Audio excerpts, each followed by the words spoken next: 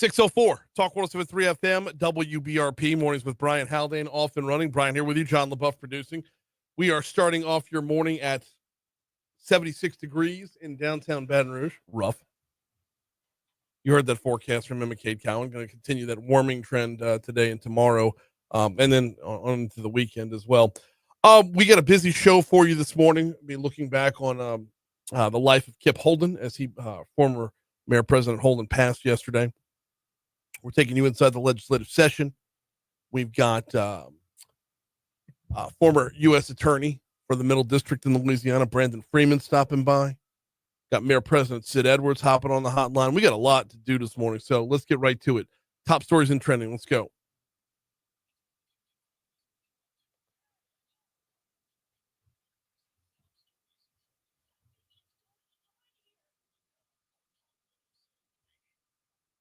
Number 5. Like we said, former Mayor President of Baton Rouge, Melvin Kip Holden, died after a lengthy illness yesterday morning. He was 72 years old. Holden served as the city parish's first black mayor president. This was from 2005 to 2016. His tenure basically started with Katrina and ended with the flood, though a lot transpired in Baton Rouge during his time as mayor. Number 4. One person was critically injured yesterday afternoon in a shooting that injured two people on North 24th Street. The shooting happened just after 3 p.m. near the intersection of North 24th and Laurel Streets. Another person was taken to the hospital in stable condition. Number 3. 2 men were shot in a gun battle at an apartment complex along Bluebonnet Boulevard yesterday afternoon. This was about 4:15 p.m. at the Bluebonnet Ridge Apartments.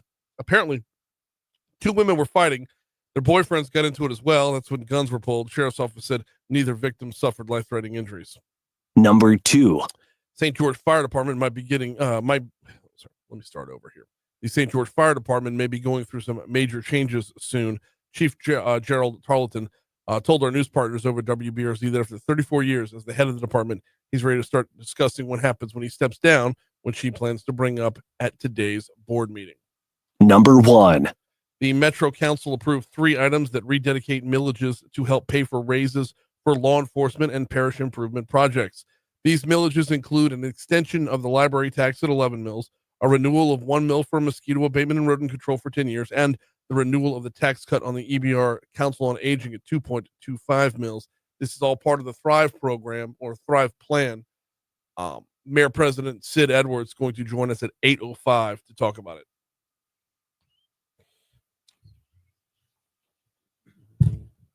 What's trending, man. John? Well, what's trending is Kevin O'Leary angered a CNN panel on Tuesday after he called former Vice President Kamala Harris a loser who was, quote, slaughtered in the 2024 election.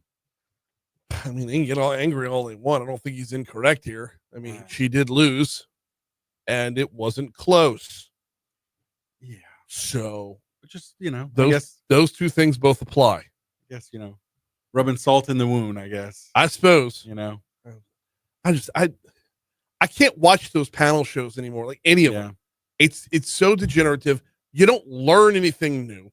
The only reason to watch them is just to agree with people you agree with and hate people that you don't. And if I want to do that, I'll go dig up old VHS tapes of Mid-South Wrestling because it's the same thing. Yeah. Very childish. Yeah. Yep.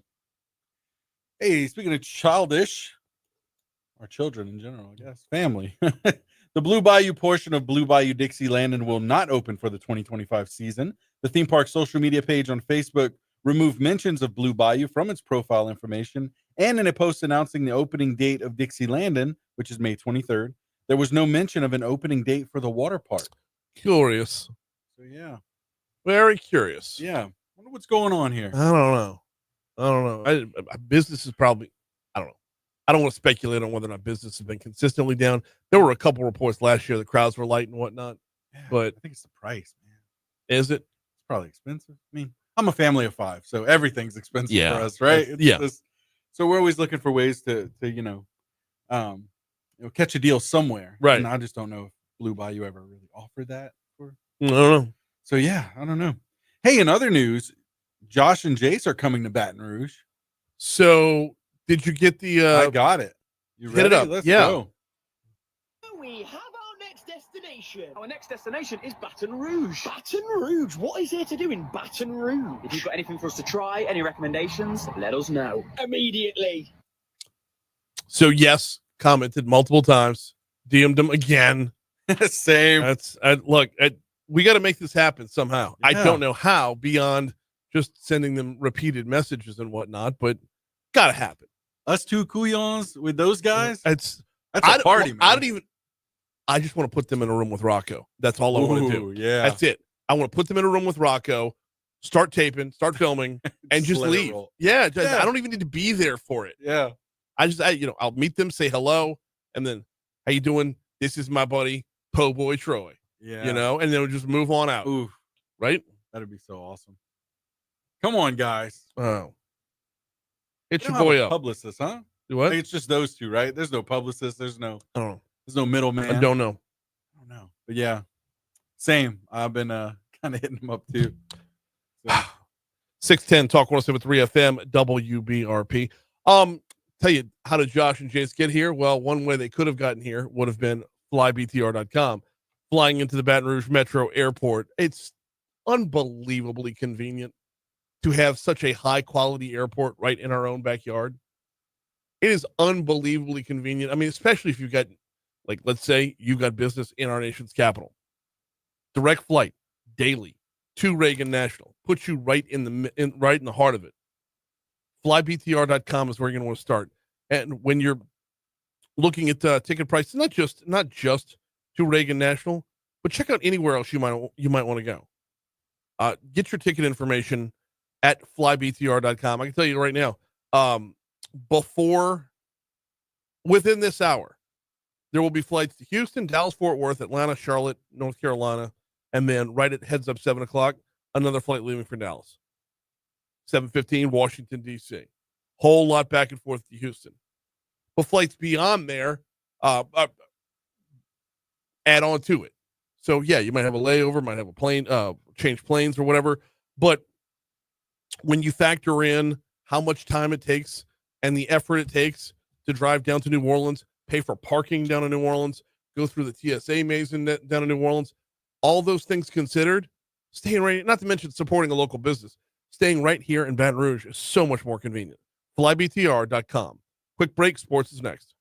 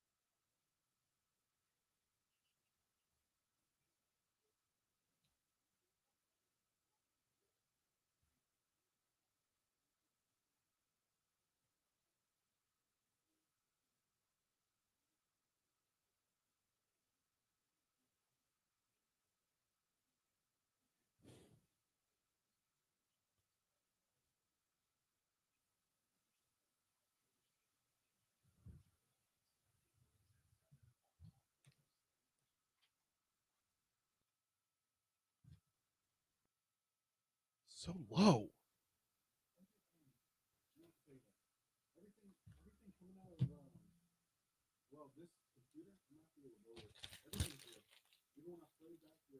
How pumped up is it on the board though? Because it's going to sound low on the air. All right. Yeah, absolutely get with Bo. That shouldn't go from day to day. That should be fixed. I think it's the board itself though. They're probably going to have to replace the individual channel. Board's going to die soon. 616 Talk 107.3 FM WBRP mornings with Brian Haldane rolling right along. It is sports time, and it is time to play a little baseball. Top-ranked LSU baseball team begins their final SEC series of the season tonight. Tigers are at South Carolina. So good to hear Paul Maneri's voice yesterday. He is now South Carolina's coach. Matt Moscona had him on yesterday afternoon. LSU has not named a starting pitcher for tonight yet because they don't want to throw off their overall rotation. This is not so much about matching up against South Carolina as much as it is getting ready for the SEC tournament and for regional play in a couple weeks. Cade Anderson is your normal Friday starter, so he's going to be the Friday starter. Anthony Ianson is your normal Saturday starter, so he's going to be the Saturday starter. Instead of holding somebody off until Sunday, they're just going to start them tonight, kind of reverse engineer it. So Anderson will start tomorrow and Ianson on Saturday. Now, Ianson specifically has just been lights out lately. Coach Jay Johnson says the right-hander has the qualities needed to just be an overall great pitcher. He is the best pitcher I've ever had at getting himself out of jams. I mean, so much so like he throws 6 shutout innings and you almost forget like he left the bases loaded in the second, or it was the third inning. And then they had 2 more on at another time. And then he's also one of the best I've ever had at getting better as the game goes along. Like that's three pretty good qualities to have as a starting pitcher on top of all of his physical ability. Now, South Carolina's season is not looking the way it was projected to look at the beginning of the year. Gamecocks are 5-22 in conference play. They are in 15th place. Only Missouri is behind them. That means, but it doesn't mean you can take them lightly. Coach Johnson sees talent on that roster. You know, as far as their team, ton of talent, you know, in my opinion. So good challenge. You know, Jake McCoy, really good left-hander, you know, up to 96. Ethan Petrie, who had played in the last couple of weeks, I'd assume he'll play this weekend. One of the best hitters in the conference. So another life in the SEC, another weekend. For South Carolina side, former LSU coach Paul Maneri came out of retirement last year to take the job.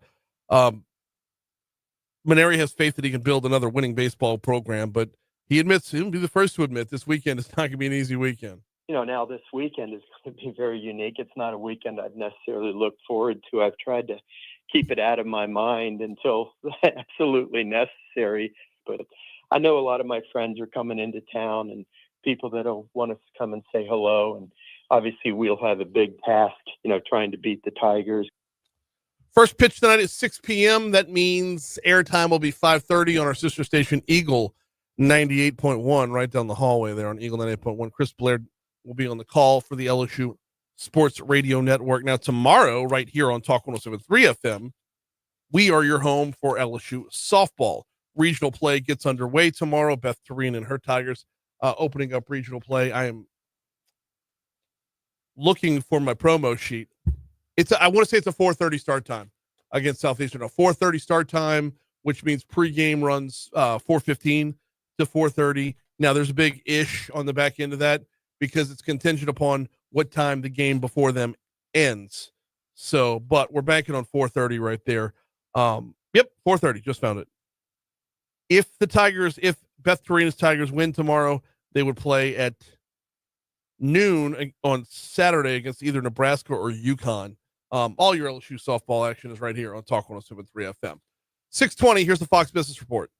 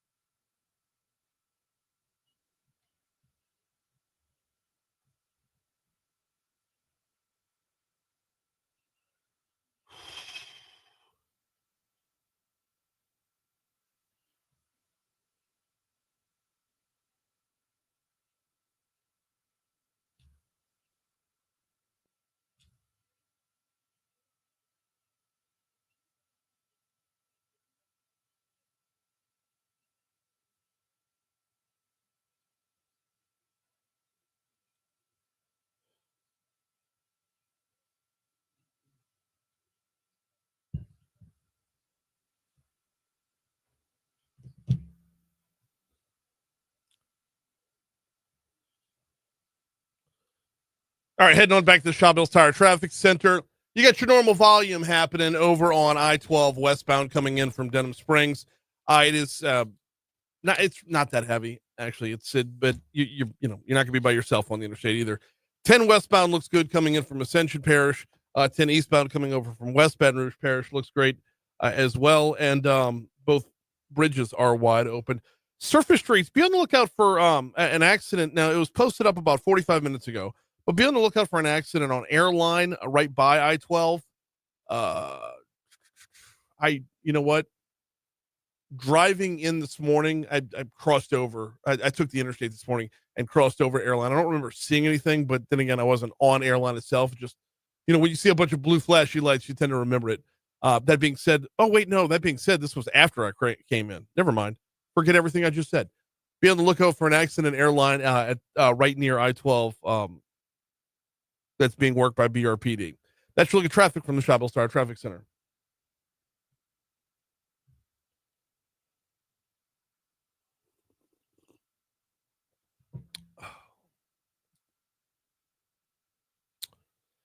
.625 at Talk 107.3 FM, WBRP, mornings with Brian Haldane, rolling right along. Don't forget, download the free Talk 107.3 mobile app. Find out what you missed each day at talk1073.com and watch us live on Facebook and the Talk 107.3 Baton Rouge YouTube channel, all courtesy of Lake Urgent Care.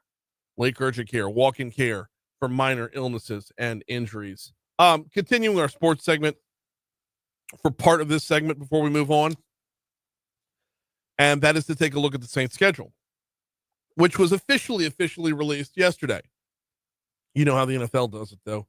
You got leak after leak after leak leading up to the official release. So by the time the official release comes out, you know a good chunk of it already. So here's how the Saints schedule breaks down. Week 1 will be at home versus the Arizona Cardinals. That awesome starting off in the Dome. Not the Dome field advantage has been much of a thing lately, but if you're going to be given your pick, you probably want to start off at home, especially when you've got a rookie quarterback. Week 2, keep it at home to take on the San Francisco 49ers. Week 3 on the road, very tough place to play at Seattle. That will be a 3 o'clock game, 3:05 game actually, on the road at Seattle. So if you're the Saints, you're starting off in the NFC West, basically taking on the Cardinals, the Niners, and the Seahawks. Week 4, you go from Seattle to Buffalo to take on the Bills. Former LSU Tiger Trey White. Then you come back home to take on the Giants in week 5. Keep it at home for the Patriots in week 6. Moving ahead to week 7, it will be at the Chicago Bears. Week 8, bring it back home. Now you're in conference play with Tampa coming to town.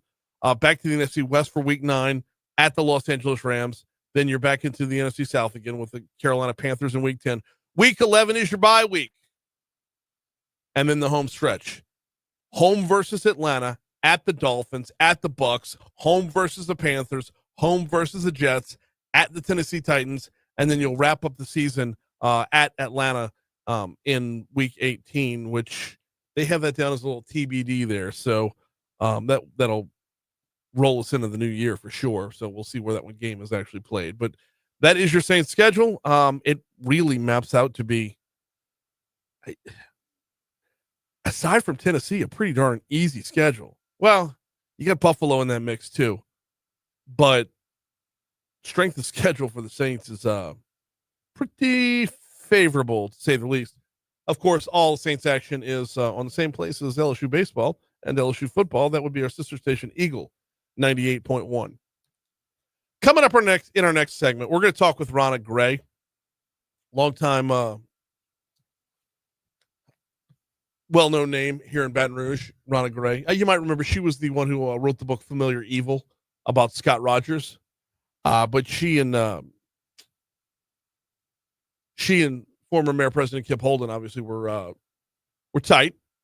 Rannah was very active in and around Baton Rouge at the time, is still to this day. And she's going to hop on board on our next segment to tell a couple stories. I have a couple of quick reflections as former Mayor President Kip Holden passed away yesterday at the age of 72. We'll talk about his time as mayor and just the guy that he was. In the meanwhile, we got a couple minutes before we hit news. Man, I started to catch wind of this story yesterday and really wasn't believing it until I actually dug in on it. Senator Bill Cassidy might have another challenger in his upcoming race in the Republican primary before getting into the race for Senate. So the guy who got in the race first isn't happy about this at all, by the way. There are reports that President Trump and Governor Landry are trying to urge Congresswoman Julia Letlow to enter the race for Cassidy's seat. The only major challenger up until now is State Treasurer John Fleming, and he's alleging that Trump, Landry, and Letlow could be behind a backdoor deal if Letlow is elected senator. Senator Letlow would resign, and Jeff Landry, our governor, would then appoint himself to be senator, and he would probably choose some high position, perhaps in education, because she's an educator herself. Wait, what? Spell that out again, John? My goodness. Fleming says he initially found the story outlandish, as I do as well. He dismissed it, but says he started believing it when he heard it from many different people. Says if that story is indeed true, the voters are going to be the ones who lose out. That really turns voters off because they go to a lot of trouble to make good decisions for their leadership, and they want to have the say, because if they don't, there's no accountability, and that's problematic. Now, Governor Landry's office isn't commenting on this, obviously. And anytime a governor appoints a replacement to fill a U.S. Senate vacancy, there would be a special election to fill the remainder of the unexpired term, unless that vacancy occurs close to the next regular election. Fleming says any governor who appoints himself to fill a vacancy would instantly give themselves an advantage. You have a definite advantage if you're appointed. You're now an incumbent, and you have all of the access to Washington cash and everything for re-election. You know what, John? Hang on to these sound bites because I want to revisit this at another time. Right now, it's news. If you're John Fleming, why in the hell would you say that Donald Trump is cutting a deal with Jeff Landry and Julia Letlow behind your back? If you're John Fleming, you're supposed to be the MAGA guy. The only thing you have going for you in this election, you just flushed down the crapper.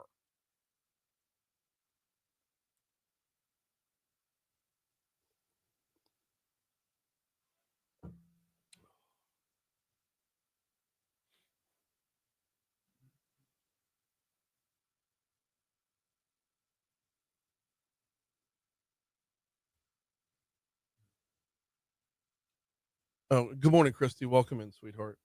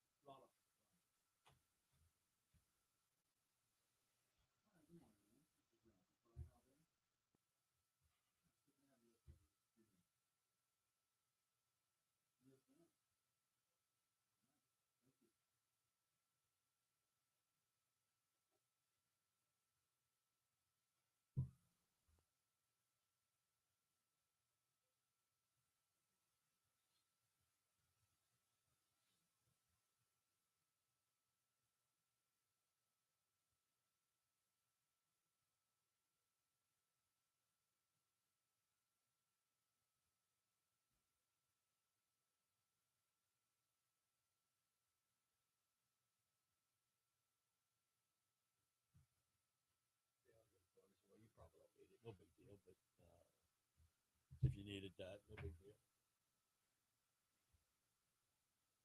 Oh, cool. Thank you.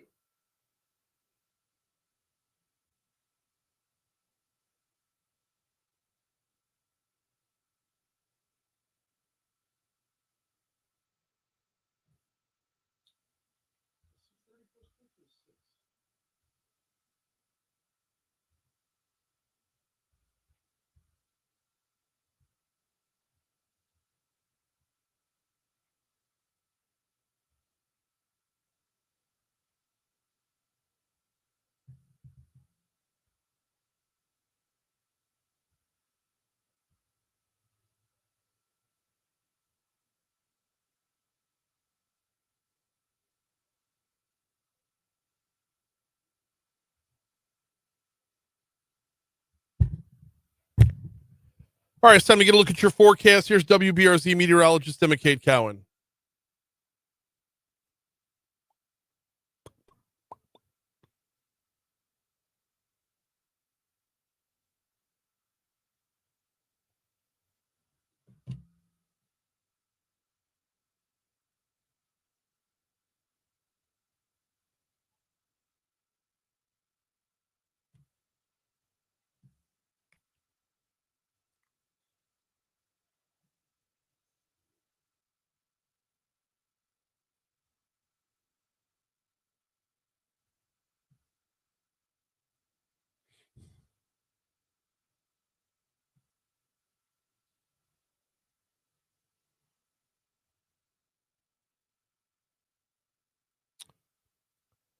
Six 37 Talk 107.3 FM WBRP. The news broke yesterday morning that former Mayor President Kip Holden, after battling an illness for some time, passed away at the age of 72.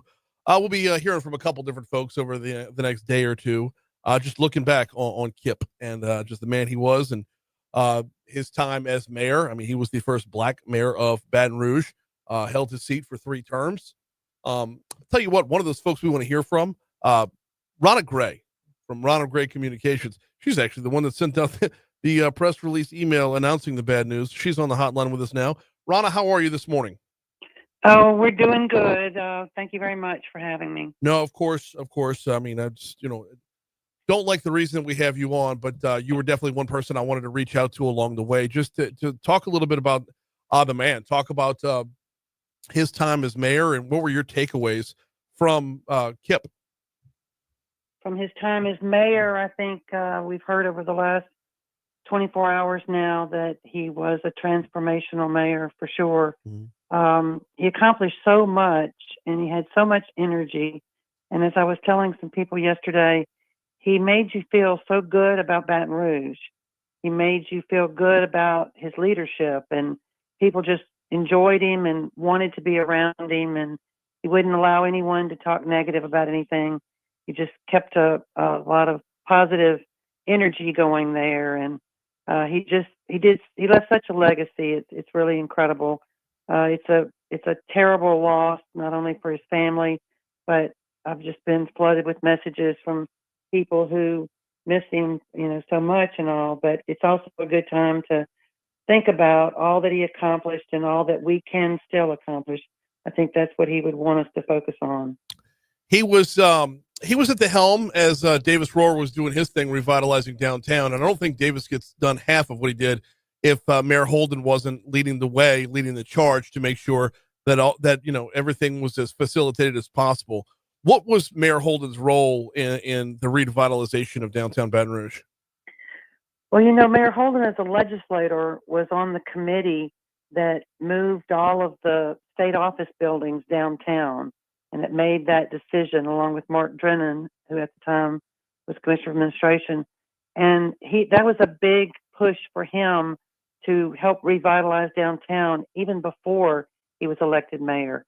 So he obviously had a wonderful, even back during that first campaign that I managed in 2004, Davis Rohr was such a resource for information.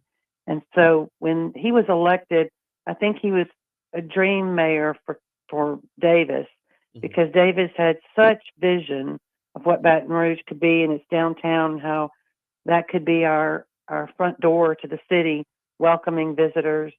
And Davis brought these great ideas, and Kip worked really hard to find ways to fund them. And it just started it was such a catalyst for everything, from the town square to the parks that have been redone down there to the riverfront. They opened the Shaw Center, and it was just amazing what those two did for downtown Baton Rouge. Live After 5, Kip funded the Blues Festival and brought it back after a period of time, and look what's happened. It's just exploded into a multi-day festival that brings people from all over the world, and there's just so much there. And the two were two peas in a pod. If you take away either one of them, that might not have happened. 100% agree with that. I 100% agree with that. You bring up Blues Fest, and I know we don't have Bayou Country Superfest anymore, but I don't think I will ever lose the image of Mayor Holden dressed as a cowboy selling Baton Rouge for Bayou Country Superfest. I looked at those pictures last night, and I've had that cutout of him, a life-size cutout of him in that cowboy outfit in my office since then. So you're absolutely right. Of course, I think his friends and everybody in Baton Rouge knew he loved a good costume, whether it was Spanish Town Mardi Gras or the Bayou Country Superfest or any festival. He managed to put together a good costume that he could not only enjoy it to the fullest, but encourage everybody else to kind of cut loose and have a good time. We're talking with Rannah Grey about former Mayor President Kip Holden, who passed away yesterday at the age of 72. Rannah, obviously, when Mayor Holden, took the reins and started off in 2005, it wasn't too long before Hurricane Katrina hit. Talk to me a little bit about his role in making sure that Baton Rouge was a leader in helping our neighbors from New Orleans. Well, it was a little over 8 months of being a new mayor when he was in Florida on vacation with his family, and the news started looking like the hurricane was coming into the Gulf. And he cut that vacation off and came home, and he called me from down there and said, "This is going to be big for Baton Rouge. Will you volunteer and come help me?" He knew already that there were going to be tremendous impact, and I went out to the Emergency Operations Center really just to help him field media calls and see what we could do. And I rode the storm out with them out there. And I don't think anybody imagined the impact it would have. We started getting 911 calls from New Orleans into the 911 center out there as the communication system just went completely down in New Orleans. And we started getting those calls from people on rooftops needing help. And we knew right away this was going to be huge. So 2 things he did at the same time as a new mayor, which were phenomenal. One, he helped stand up FEMA from Baton Rouge. They were landing planes right there, helicopters right there at the airport, bringing some people out of New Orleans that needed medical care and things like that. And then he managed the influx of over 200,000 evacuees into our city. He had a responsibility to the people of Baton Rouge to make sure they could get to work. And if you remember those times, traffic was tremendously impacted. Housing was tremendously impacted. So at the same time, he wore those 2 hats, and it was incredible to watch. I mean, it was his leadership style of bringing in people like police chief, the fire chief. I think he put things in motion that I imagine they're still following today. Got a couple minutes left with Rannah Grey talking about former Mayor President Melvin Kip Holden, who passed away yesterday. Now that Katrina stamp on the city would stick around for some time, though. It kind of like marked his first, or I should say, I don't want to say completely derailed everything he wanted to do in his first 2 terms or first term. But I remember back on the Green Light program, and like a lot of what we're seeing from Move VBR today was actually, thought of or dreamt up, I should say, under the Green Light program. But when you had that many people moving to the city all at once, everything kind of just got pushed back to, manage on a day-to-day basis. Well, yes, Katrina was certainly an impetus for helping to get those things off the ground. We actually ran the campaign in 2004 around the metaphor of green light. Let's green light Baton Rouge. Let's get things moving. Let's get the traffic moving. Traffic was a problem even before Katrina. We're still building things to deal with decades of neglect in that area. But that certainly spurred everyone. It helped him get everyone on the same page to show, improvements that were badly needed. And he really was not afraid to put his name out there and propose a tax increase. That's never easy, but there was certainly a need for it. And it did. You're absolutely right in that it has led us to continue with the movie VR program. And we're finally getting that, along with the interstate construction, we're finally addressing some of the problems that have plagued Baton Rouge for a really long time. Kip was Baton Rouge's first black mayor. Did he? I don't know what that meant overall to the city, but what did it mean to him? Well, he didn't necessarily like to focus on that. Yeah. He liked to focus on the fact that everybody should come together. We didn't say a lot of first this, first that. Of course, it was obvious that was the case. But he wanted people to come together. He wanted anyone from North Baton Rouge to feel as comfortable in a home, at a function, at a party in South Baton Rouge. And same, he told me in the campaign, don't ever have an event that the campaign puts on that I'm the only black person at, or that there are no white people attending. He wanted everything to look like Baton Rouge. And we're not all black or all white. And he did everything he could to break down barriers and bring people together. But yes, he had to certainly get people comfortable with the fact that he was the first black mayor. And I think the fact that he did such a phenomenal job, he just erased any barriers like that. Got about 2 minutes left with Rannah Grey, talking about former Mayor President Kip Holden. Rannah, just give me, in these last 2 minutes, just give me a story. Tell me a Kip story. Tell you a Kip story. Well, it's hard to limit it to just one. I think anytime there was a parade, anytime there was a festival or anything like that, just seeing him show up in dress. I will say, first time he was ever sworn in, he chose to be sworn in at a fire station on Highland Road 1 minute after midnight on New Year's Eve. He wanted to be with those first responders that were working while other people were out celebrating. The last time he was sworn in for his third term was in Town Square that had been completed in downtown Baton Rouge, and sitting there and seeing all the people downtown celebrating, he decided that idea. Baton Rouge is going to have its own New Year's Eve celebration, and that was the birth of Red Stick Revelry, which has gone 12 years now or so since then. It was him always looking for the next thing that could make Baton Rouge great.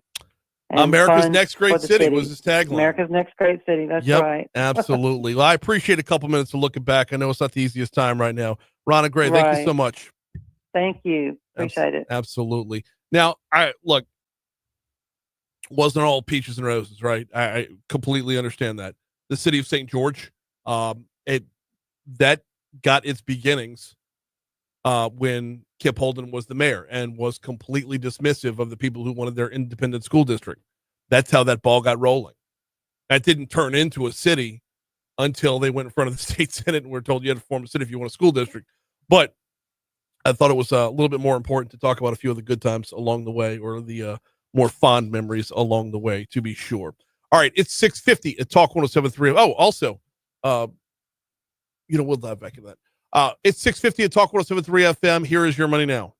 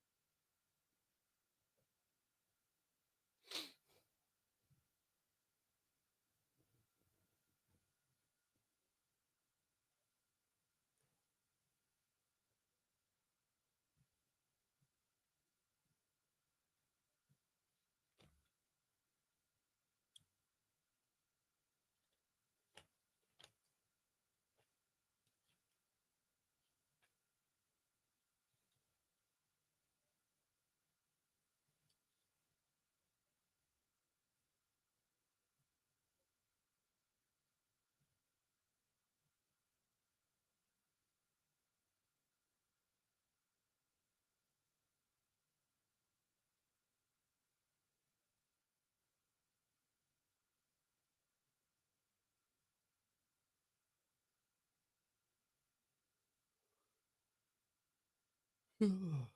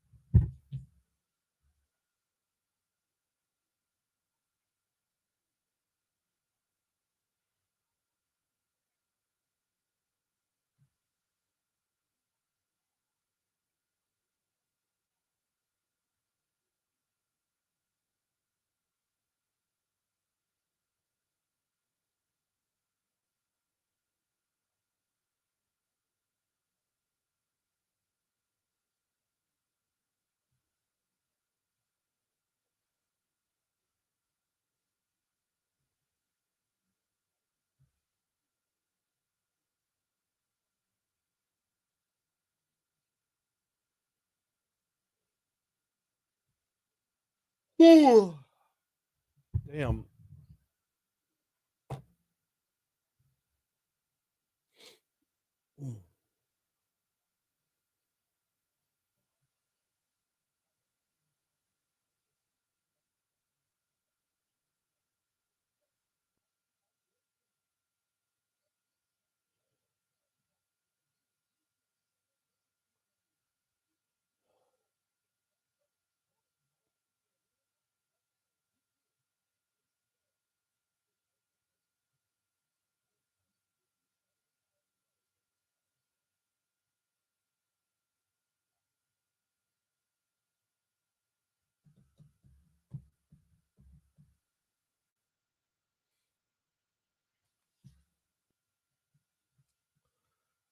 .655 Talk 107.3 FM WBRP mornings with Brian Haldane rolling right along. Thanks again to Rannah Grey for hopping on board for a couple minutes right there. Talk about former Mayor President Kip Holden, who passed away yesterday. Coming up in our next hour, we got Jason DeCuir from Advantage Consulting going to hop on the hotline at 7:15, take you inside the legislative session. There's a lot of movement this week. We'll talk with Jason next hour. Also next hour, Lieutenant Don Capola stopping by for Crimestoppers. And then looking ahead to the 8 o'clock hour, 8:05, our current mayor president, Coach Sid Edwards, going to join us Uh, 3 pieces of his Thrive package passed last night at the Metro Council. We'll talk about that. Then we got former U.S. Attorney Brandon Fremin joining us at 8:15. And then we're going to wrap up talking with Eric B. Lewis and Isaiah Marshall about a men's health event this coming weekend that you want to know about. Before we get into our next news story, I'm going to remind you about the folks over at Louisiana Landmark Bank. Sorry, not Louisiana. It's Landmark Bank LA, not the other way around. LandmarkBankLA.com. LandmarkBankLA.com is the website. Founded in 1897. Been around that long, you think I'd get their name right. Founded in 1897 as a community bank, and to this day, they remain a community bank, staying true to their mission throughout. If you want to find them, go to their website first, and then, well, you can get the complete list of locations from there at landmarkbankla.com. You'll find them in Denham. You'll find them up in Zachary, 2 locations in Zachary, actually. They're over in Brewley. They're in Clinton. They're in Greensburg. Visit landmarkbankla.com for the complete list. You'll also get a list of what they do service-wise. It's not just your personal banking. It's not just checking and savings. They handle business banking as well. So if you're thinking about taking that entrepreneurship dive, they're here to help you out. Whether you're talking about business checking, whether you're talking about business money markets, whether you're talking about business loans, they've got you covered. Visit them at landmarkbankla.com.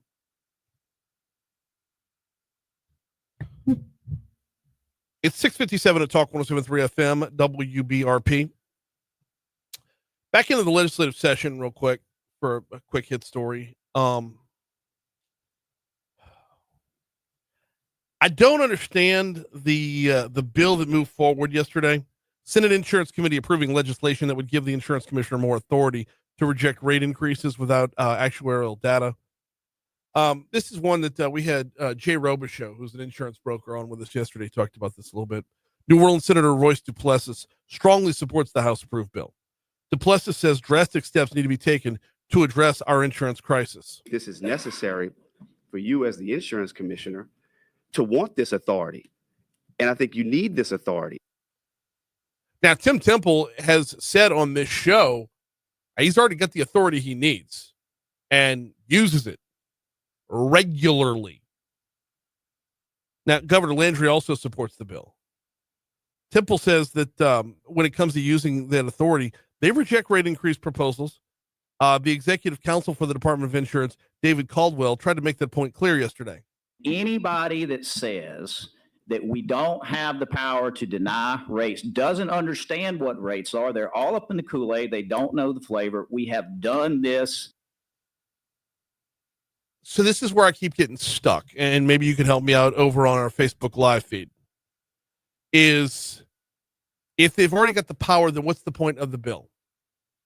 Why is this bill being pushed at all if the insurance commissioner, which, they said in testimony yesterday, you said on this show, if the insurance commissioner can already do what they need to do? Now, Duplessis and Temple got into it a little bit as the New Orleans senator is frustrated that Temple's not supporting this legislation. You don't want to be blamed for insurance rates not going down. And that's why you're opposing this law. But you're the insurance commissioner. No, sir. This is a red herring. This is a false narrative. I think your push to go after lawyers and make that the big issue is the red herring. Everything was going so smooth, right? It's going to ramp up. What remains in the legislative session is going to get ugly on the insurance front. And we're here for all of it. Here comes news.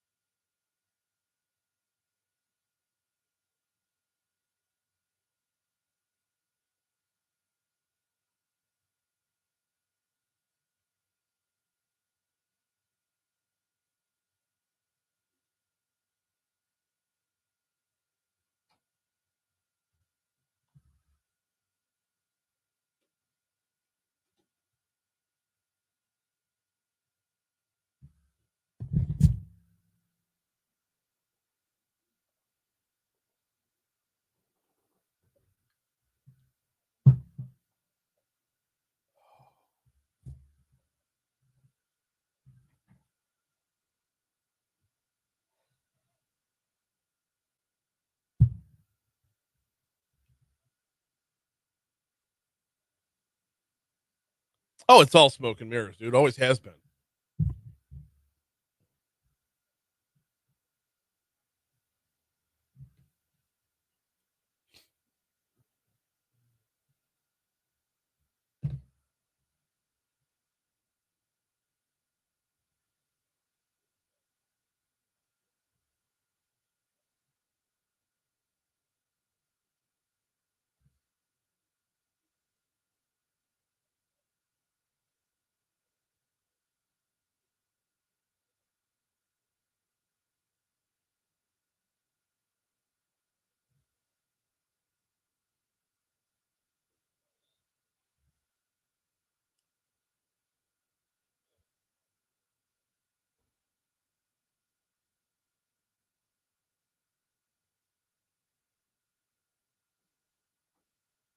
What you say, Rich?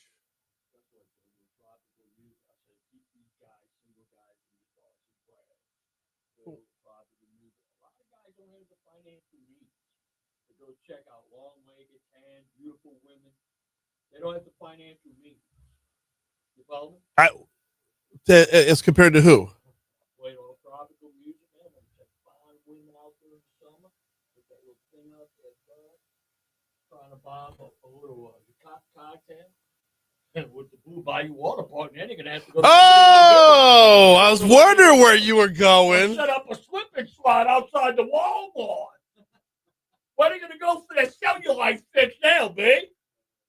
Bro, the petri dish that is the wave pool over there. Dude, when that kid was small, we took him once. I've seen prettier women in Blue Bayou. I mean, it's the 13th state. They got some nasty women there. Dude, I got ham sandwiches and Cheetos falling out that one piece. Oh, God.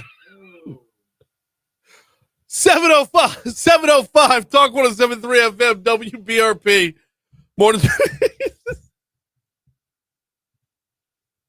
Mornings with Brian Haldane rolling right along. Hour 2 coming your way right now. I apologize, y'all. Condon popped in during the break right there.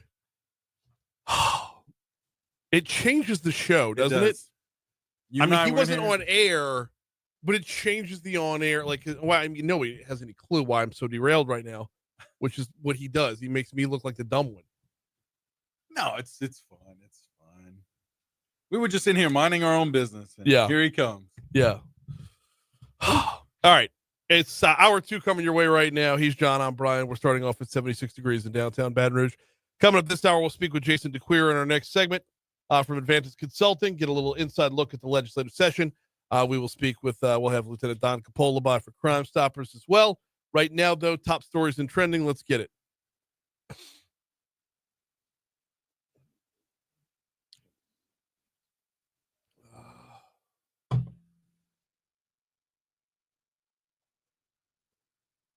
Number 5. Of course, what we talked about a lot last hour, former Mayor President Kip Holden died after a lengthy illness yesterday morning. He was 72 years old. Holden, of course, served as the city parish's first black mayor president. He served from 2005 to 2016. Before that, he was a state senator. Before that, a state rep. Before that, a metro council member. His tenure was as mayor was bracketed by the aftermath of Hurricane Katrina, and then on the back end, the flood of 2016. Number 4. St. George Fire Chief Gerald Tarleton tells our news partners at WBRZ that after 34 years as the head of the department, he's ready to start discussing what happens when he steps down, which he plans to bring up at today's board meeting. Now, the retirement discussion is coming at a time that Tarleton is dealing with several issues, including a lawsuit from some of his former and current firefighters over pay, and then, well, a countersuit that he filed as well. Number 3. One person was critically injured yesterday afternoon in a shooting that actually 2 people were injured, one critically. The shooting was on North 24th Street. North 24th at Laurel, happened around 3 p.m. One person was taken to the hospital in stable condition. Like we said, the other one in critical condition, and that's all the information we have. Number 2. 2 men were shot in a gun battle at an apartment complex along Bluebonnet Boulevard yesterday afternoon around 4:15 p.m. This is with the Bluebonnet Ridge Apartments. Apparently, 2 women were fighting. Their boyfriends got into it as well. Guns were pulled from there. Sheriff's office said neither victim suffered life-threatening injuries. Number 1. Metro Council approved 3 items that rededicate millages to help pay for raises for law enforcement and parish improvement projects as well. The millages included an extension of the library tax at 11 mills, a renewal of 1 mill for mosquito abatement and rodent control for 10 years, and the renewal of the tax on the EBR Council on Aging at 2.25 mills. This is all part of the Thrive EBR proposal that Mayor President Sid Edwards put out there. He'll join us at 8:05 to talk about it.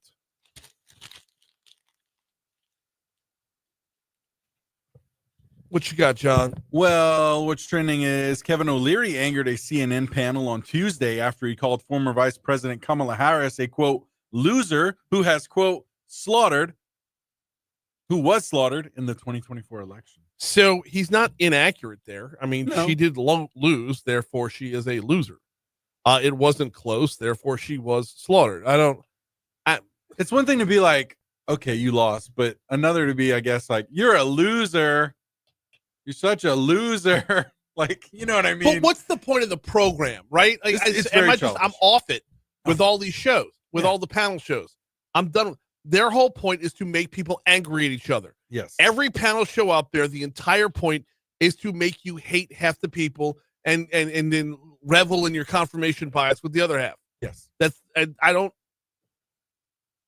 Seemingly just making us more divided. Of course. Just constantly. Of course. Just nonstop. Over childish things like loser, you got slaughtered. You sound childish, it sounds, right? I mean, you did technically, but it's just. Look, if I wanted to watch people. But it's also how you take it.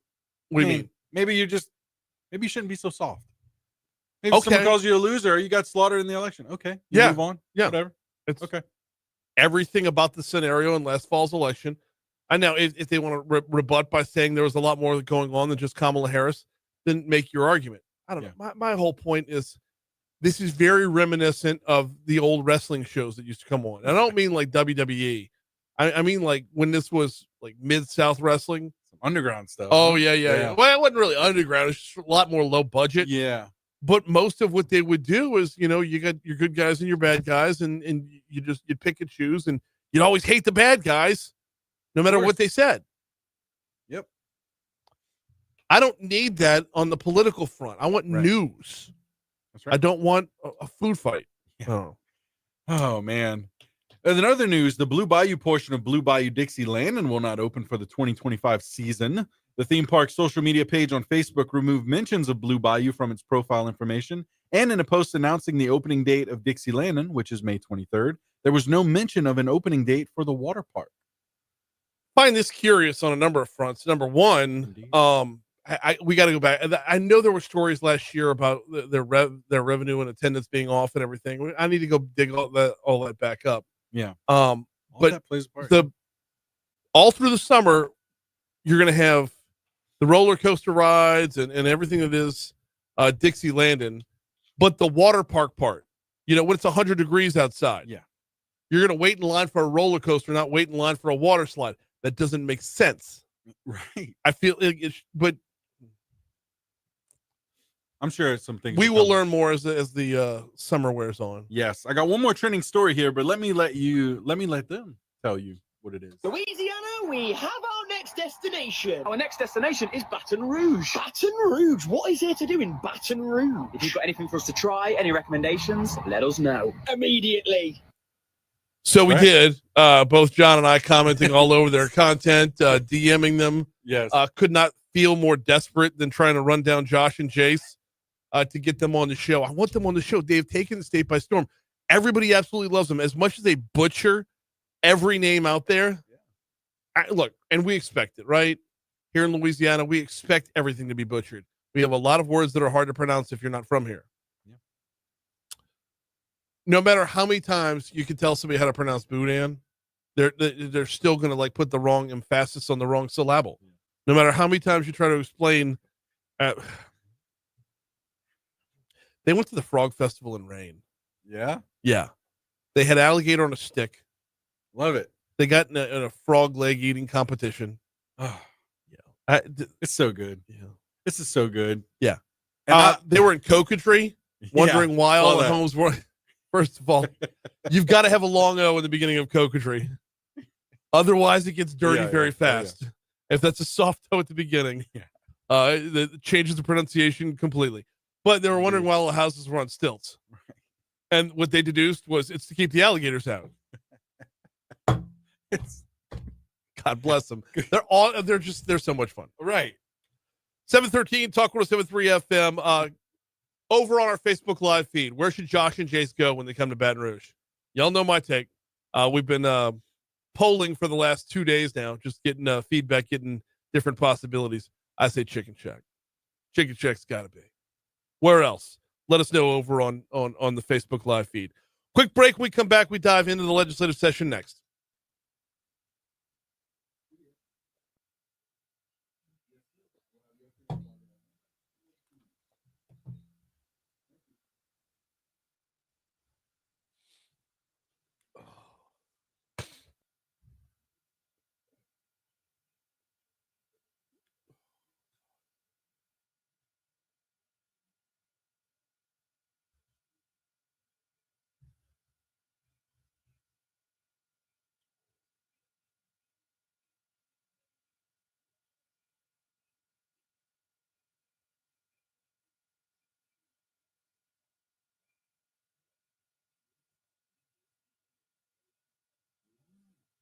Troy asks a great question that I was actually thinking about last night. Are these guys legit British, like the Molly Ringwalds? Oh, that would change everything, right? Right? I don't know trolling everyone. if Josh and Jace are like Sir Devin Nooner. Oh, I don't know.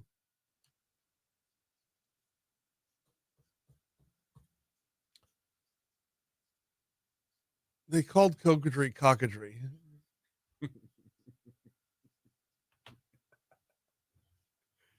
Cockadree? Down in Cockadree?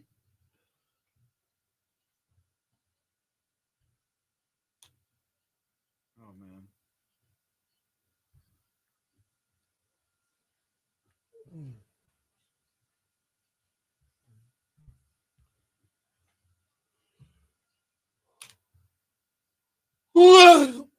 Oh.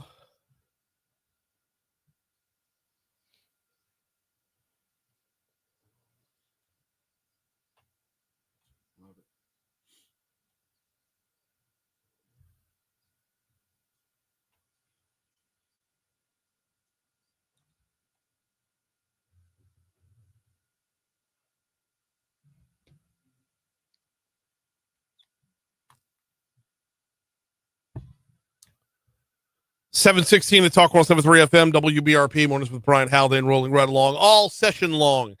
Every single week, we take a deep dive into the session at about this time during the week. We are joined right now by Jason DeCuir from Advantis Consulting. Jason, welcome back. How are you, man? Hey, Brian. Pretty good. How are you this morning? Doing pretty well on this end as well. Before we get into the session, I've got to ask, have you seen these Josh and Jace guys yet? The which ones? The two British guys making their way around Louisiana. I have not seen that. All right, I gotta forward you some stuff because they're taking the state by storm. They obviously mispronounced everything. They went down to Huma the other day. Oh, I heard y'all talking about that the other day on the radio. Yes. I caught the tail end of that. Yeah, they started off in Lake Charles where they ate some Bowden. Yeah. So they're coming to Baton Rouge like now, and I want to get them on. I want to find out where they're going. So. All right, I'm gonna have to tune into that. But Brian, before we begin this morning, I just thought if it's okay with you, take a little bit of personal privilege here. Yes. You had Rannah on this morning, ironically, and I don't know if you knew this about me or not, but that whole era of Mayor Kip Holden was very near and dear to me. When I moved back to Louisiana, I decided to run for the state senate. I met Rannah Grey, and Rannah ran my senate race right around the time right after Kip got elected. And obviously, I see Kip as kind of a generational change for what he did in Baton Rouge. And you're right, no mayor goes without any controversy, but the things that he did in order to lure young people, particularly back to downtown and Baton Rouge, I was one of those at the time, was just, we talk about an iconic mayor, just one of those that you'll never forget. Absolutely. And yeah, I like you said, it's, you're not going to go without, 3 terms. That's 12 years. You can't have a 12-year honeymoon. but the guy was such a cheerleader. I find it hard to look back on him and not remember the positivity. Yes, there was negative as well, but I mean, at least for a couple of days. Let's remember. You heard me mention it to Rannah right there when he had the cowboy outfit on for the Bayou Country Superfest. I mean, you're talking about a guy who the bowlers are in town right now. That, if you'll pardon the pun, that ball got rolling under him. Yeah, no, it just, when I heard you talking about Davis Roar and downtown, and, I can tell you when I moved back from D.C. To downtown, I moved downtown Baton Rouge. I was working at a law firm right down there. I think I was one of 3 residents in downtown Baton Rouge. Wow. At that time, and to see where it's come, and I know he had a lot to do with that. I knew he had gotten ill here over the last several months, and obviously, like everyone else, just kind of shocked to hear the news yesterday morning. Yep, same. Absolutely the same. All right, legislative session. We're going to dive in here because things are getting hot right now. Most of it on the insurance front. What are you dialed in on? Yeah, I mean, look, there's no doubt. The insurance stage is still on center stage, and it's going to be interesting to see how this plays out. I heard you play a clip there of Senator Royce Duplessis in the bill. I know that he has. It's controversial, and a lot of the insurance reform bills were up and moving this week, and I think everyone's kind of unsure how this thing is gonna cross the finish line. You've got two state leaders that have a difference of opinions and views on this, and it really puts the legislature in a bit of a pickle. So at the end of the day, I know we all want the same thing, right? We want to be able to afford insurance here in Louisiana. We need more insurance carriers here in Louisiana.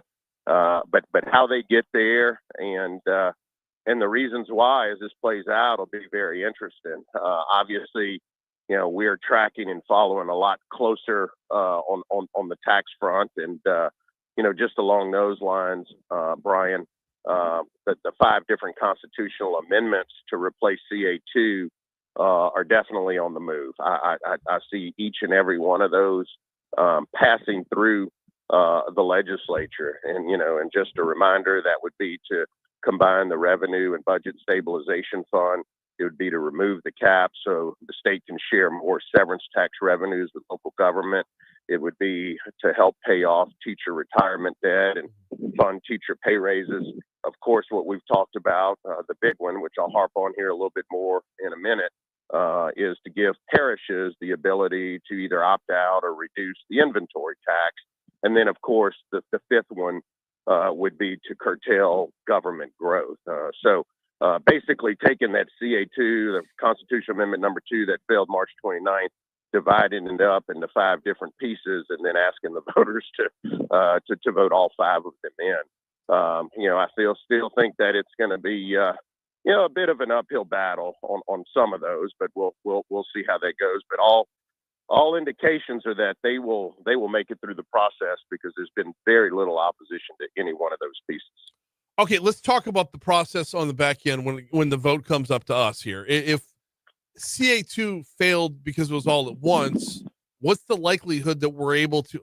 I mean, Jason, the number of people who just blanket vote no when they see constitutional amendments because we've amended the Constitution so many times is astounding and growing. What kind of reassurances can we have? I don't even know if we can have any kind of reassurance that once it's in our hands as the voters, that we're going to pick things up and do the right thing. Yeah, and look, ironically, or whatever the right phrase is, I've already started to see some opposition as these things are starting to make its way, through the Capitol. I think the proponents of this are going to, have to get out there and meet those political and campaign forces in order to have a real shot at it. The interesting thing, as I see it, Brian, I think it's going to kind of divide the constituency up a little bit. I mean, obviously CA2, it was either thumbs up to everything or thumbs down to everything. Now, I mean, you may have people say, look, I get the budget thing, but I don't really understand severance tax, so I'm not going to go there. Or I get the teacher thing, but I'm not sure on this inventory tax thing, right? So I think there's a shot that you may not get all of them. You may get some, right? But I do think that it could end up dividing the constituency, and obviously the one that's near and dear to me that I'm most worried about. Normally, I'm the most optimistic person in the room, right? But I'm very concerned about the inventory one. I mean, in order to get something like that through the electorate, you really need a ton of support at the Capitol and pushing this, and it's something that you really want to get done. Everybody's kind of just blah, it's neutral. We know we need to do this. And so I think you have some of those parishes who have a lot at stake, a lot of revenue at stake. Yep. I can't see that they would be on board with allowing other parishes who don't have something similar to say, well, we're going to opt out and compete with you, and we know you can't because it's too much revenue to give up.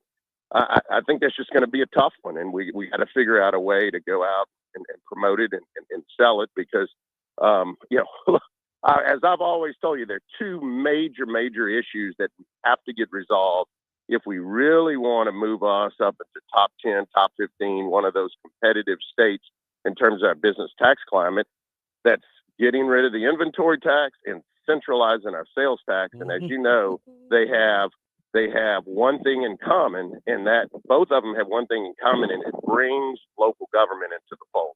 And we're just not getting any movement on the two items that bring local government into the fold. All right. It's like you're looking at my notes this morning, Jason, because as soon as you said inventory tax, I said, I have written down centralized sales tax comparison. What those two things have in common is the devil, and a fear of change locally on a local level. A fear of change and sticking with the devil, is going to hinder progress. And we saw it firsthand with the centralized sales tax vote. Everything was done right in the legislature. It got in the hands of individuals. It got in the hands of the voters. And what's tightened up in some places around the state. And people said, you know what? We have the revenue we have. It's in our hand. The bird in the hand is worth two in the bush. And this fell short. And it'll be the most two pieces that will be the most difficult to change. And look, this is not in any way a slap in the face against local government. I have a lot of friends in local government, and I truly understand their concern. Right there, you're asking them to take this leap of faith, but at the end of the day, we got to figure out a way to make this happen because it is absolutely holding our state back from being as competitive as we can be. And they have skin in that too, right? Businesses don't just locate in the state of Louisiana. They locate in parishes and they provide funds to local government and all of those kinds of things. So, we can't create this stifling effect because of these two pieces holding us back. And how we get there, obviously, is much of the debate that's going on right now. I would tell you on the tax front, obviously, the 5 constitutional amendments that are running, but the inventory tax and tax credit situation is where most of the oxygen is being taken up on the tax front and how we deal with it. There are 3 competing bills right now on how to handle the tax credit for inventory without knowing whether or not inventory tax will be allowed to be phased out. Representative Kim Brass has an idea. Senator and Chairman of Reverend Fisk, Franklin Foyle, has an idea. And then Senator Luno on Reverend Fisk has a different idea. And they're all kind of competing interests. There's some pieces that work synergistically, but that just tells you how difficult it is to manage this one issue. Yeah, absolutely. And these are guys that are dialed in. These are guys that put the effort in to actually write these things out. And the thought that they will be not lost in translation within the building, within the Capitol itself, and then on the ballot as well. I have that same hesitation that you do. We got a couple minutes left with Jason DeCuir from Advantage Consulting. Just give me a little, temperature reading here of those 3 that are competing bills on the inventory tax, or how to handle the inventory tax. Which one do you think has the best chance of moving forward? Well, they are all moving forward, Brian. And the interesting thing, I don't know if you know this, you probably do because you follow this stuff as close as anyone. But if all 3 bills move forward, and they all have conflicting provisions, it is the bill that passes last that is the latest expression of the legislature. And that kind of determines what's going to happen with the tax credit. And so, Representative Ken Brass, and completely great guy. I don't know if you've met him before, but nope. He's kind of caught in the middle of this thing, right? He works for BASF, but he also understands the concerns that bring about in his area. St. James, one of the largest parishes in terms of inventory collection with all the facilities there. But the approach that he's taken is the right one. He is trying to say, until we know whether the constitutional amendment passes, then we have to give more runway for the credit, because if not, business to some degree is going to be carrying the entire burden. You're taking away the credit, but now the tax is still alive. And so do we want to put that great of a burden on business? So he was attempting to phase it out over 10 years. That could not make it out of Ways and Means this week in that form. The compromise is that it would be given kind of a 4-year runway, with it immediately losing 50% of the credit and then 25% over the following 2 years, which gives it a little bit of a lifeline to see what happens with the constitutional amendment, but still a lot of uncertainty there. What are you eyeing up for the next week? I mean, other than inventory tax, what have you got your eye on this week? Well, the other thing is, what's going to happen on this whole carbon capture front, right? We're seeing the whole debate on the environmental side and what's the right approach. There's also the tax side of this, where there are several bills that are still out there. A couple of them were voluntarily deferred last week as to whether or not this should also be a revenue source. And going back to local government, should it be a revenue source for local government, from looking at various excise taxes to injection fees to all of these types of things in terms of creating revenue? And then, of course, Brian, the LED package. Remember, we sunset all of the LED incentives. So if these bills that Secretary Bourgeois is passing or attempting to pass, and Chairwoman Emerson has one of those, Chairman Dara Desautel has one of those, we've got to get these through so that LED obviously has some tools in the toolbox so that we can still go out and recruit businesses here. So those are making its way through appropriations. They'll be up on the House floor for final vote, and obviously hopefully headed over to the Senate. But they're being massaged as they make it through the process. He is Jason DeCuir from Advances Consulting. It's amazing to think that Susan Bourgeois is just kicking ass, taking names everywhere she goes, that she has to go back behind herself to make sure that nobody's screwing it up for her. Yeah, that's part of the job. That's why they pay her the big bucks, right? Yeah, right. Always appreciate the time, Jason. We'll talk next week. All right. Thank you, Brian. Yeah, anytime. You too. Bye. Thanks. Bye. Here comes news. Our local. Yeah, local. Sorry. It's all good. Let's see.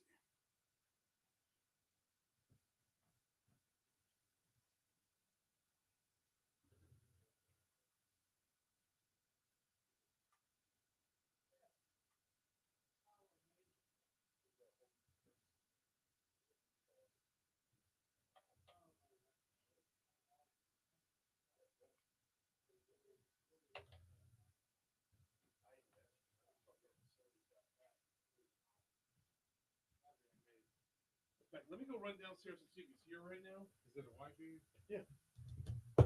Somebody, Younger guy in a t-shirt? Yeah. He said, you know what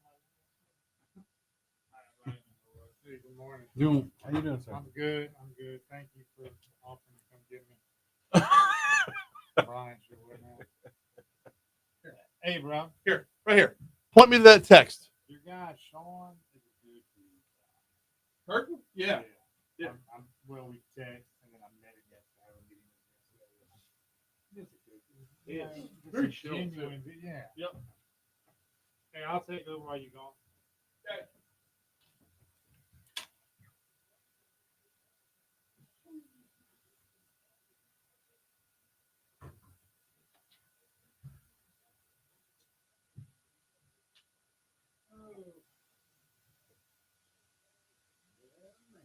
All good.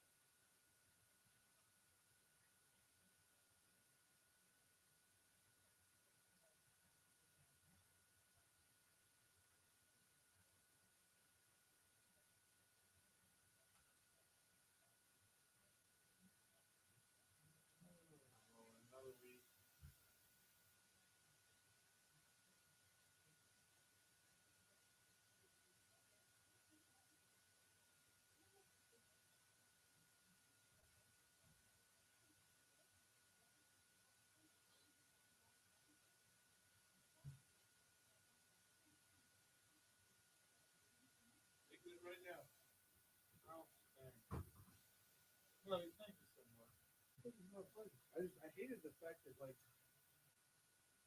with the old system, they just physically couldn't acquire any cards.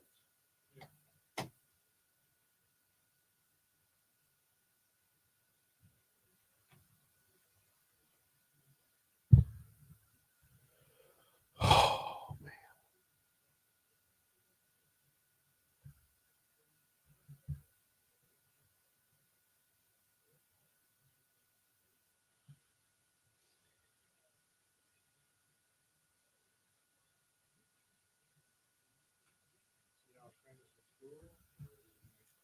Next week.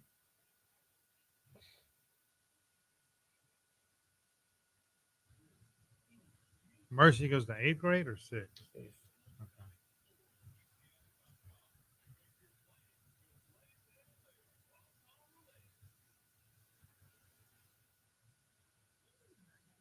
Oh, man.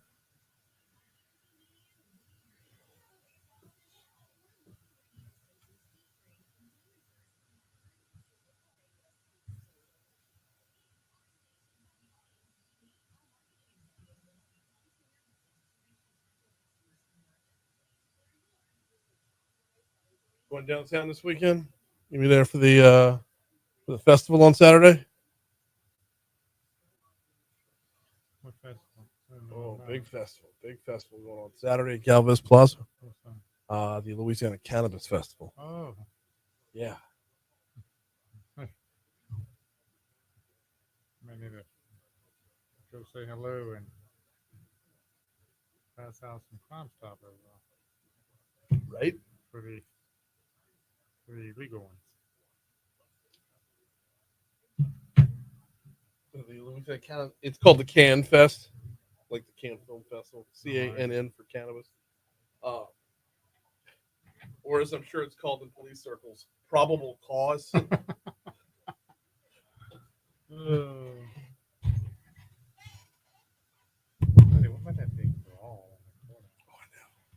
on. All right, before we get to our forecast, let me give you a forecast from Columbia, South Carolina, which is where the LSU Tigers are and will be playing. You're looking at probably at time of first pitch, 84 degrees and cloudy. There is a percentage chance of rain. It's not that high of a percentage chance of rain. And you're looking at about a 10-mile-an-hour wind coming through as well. So this evening, you're going to be at a cloudy and 84 for LSU baseball. Now, how's things looking here in Baton Rouge?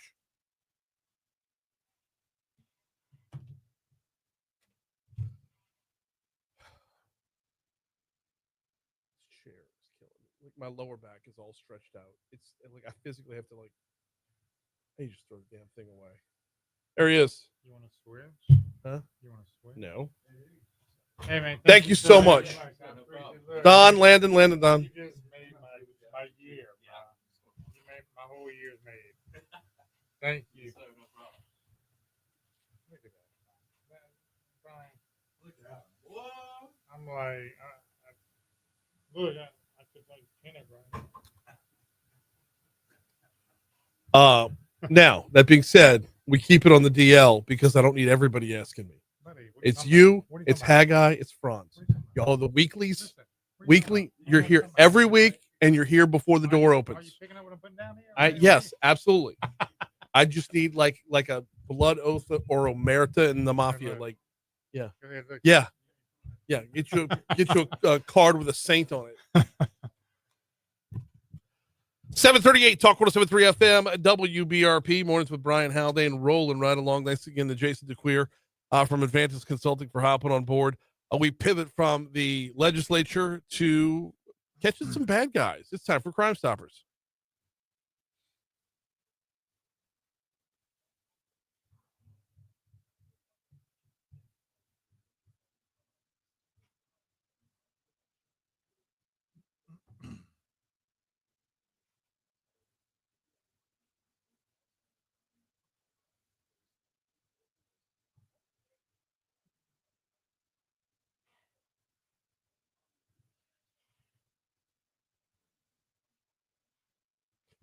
God.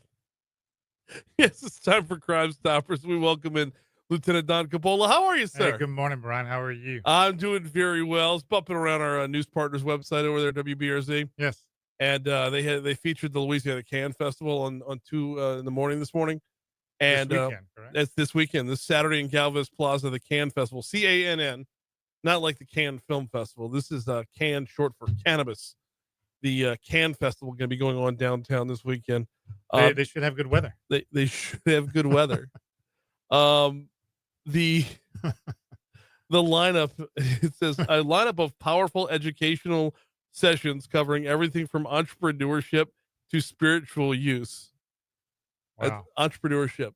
The Yeah. whole session on dime bags, Whole Don. session. Whole Whole- session.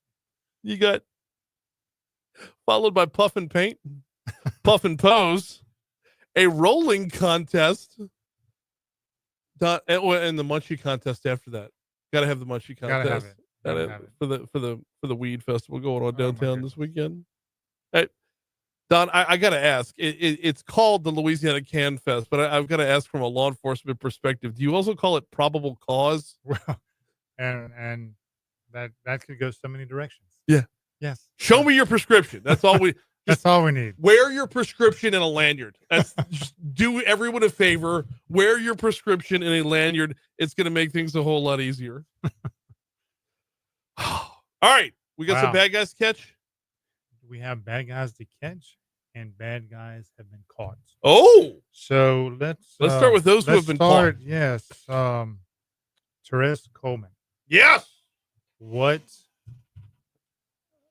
Brian, and we talk about unsolved and families who maybe have given up hope.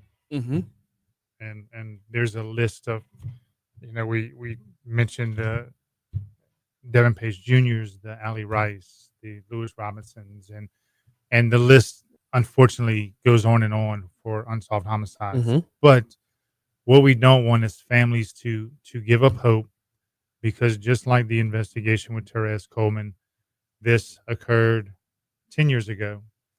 A family in a car, mom, dad, brother, sister in the back seat, leaving a family reunion. Through the information that I learned, they had Christmas music playing in the car for whatever reason. Okay, getting ready for the season, or just enjoyed the seasonal Christmas music. As a car passes, gunshots rang out, striking the sister. I believe she was 11 at the time, and 10-year-old Therese Coleman was killed. This was 2014, right? 2014, August 2014. WAFB had did a story not too long ago, and just to get it out again, and Crimestoppers had worked closely with investigators just to keep it on the forefront, and through technology and committed investigators, this investigation has an arrest made in it. Mhm. And of course, he's still a long process ahead with the court proceedings and whatnot, but Yeah. at least the family has some type of peace and closure, knowing that this has occurred. Now, to go along with this, though, it's some, Crimestoppers tips are, that's what we're here for. 344 stop is the phone number. Stop, The P3 P3 app tips. is there as well. This one also hinged on AI. And we're not going to get into the No. technical side of this, but with the emerging technology, That's where I'm going with it. Yes, absolutely, and if nothing else, we don't want the ones who are still waiting for the ones responsible for their loved one's death to be resolved. We don't want you to give up hope. No. Crimestoppers is there. We talk to families constantly about putting their loved ones back out. It's coming up on our anniversary. We want to feature this to keep it in the public's eye, in the forefront, just so they're not forgotten about. And at no point in time do we want a family to think that their investigation, their loved one's tragic event has been forgotten, because that is not the case. When we talk about advancements in technology, I mean, a decade ago, we didn't have the P3 app. We didn't have the P3 app. Right? A decade ago, remember when y'all hopped on Facebook first, but just the number of avenues in which to report, the numbers of avenues with which to share a tip have grown. So let's use them, obviously.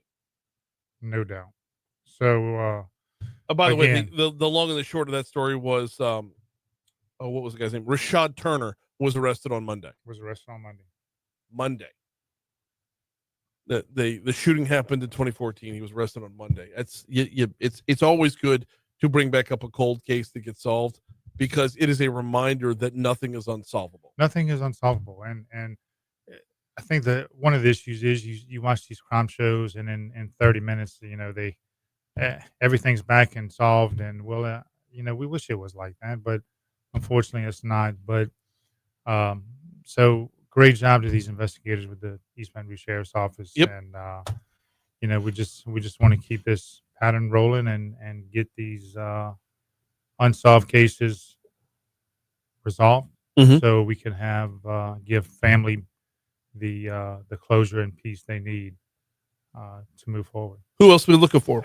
So we're going to stay on the Facebook page. Zachary police are looking for 3 individuals, 3 ladies, wanted for some thefts from a department store on numerous occasions. Moving right along, Ascension Sheriff's Office is looking to help identify this man.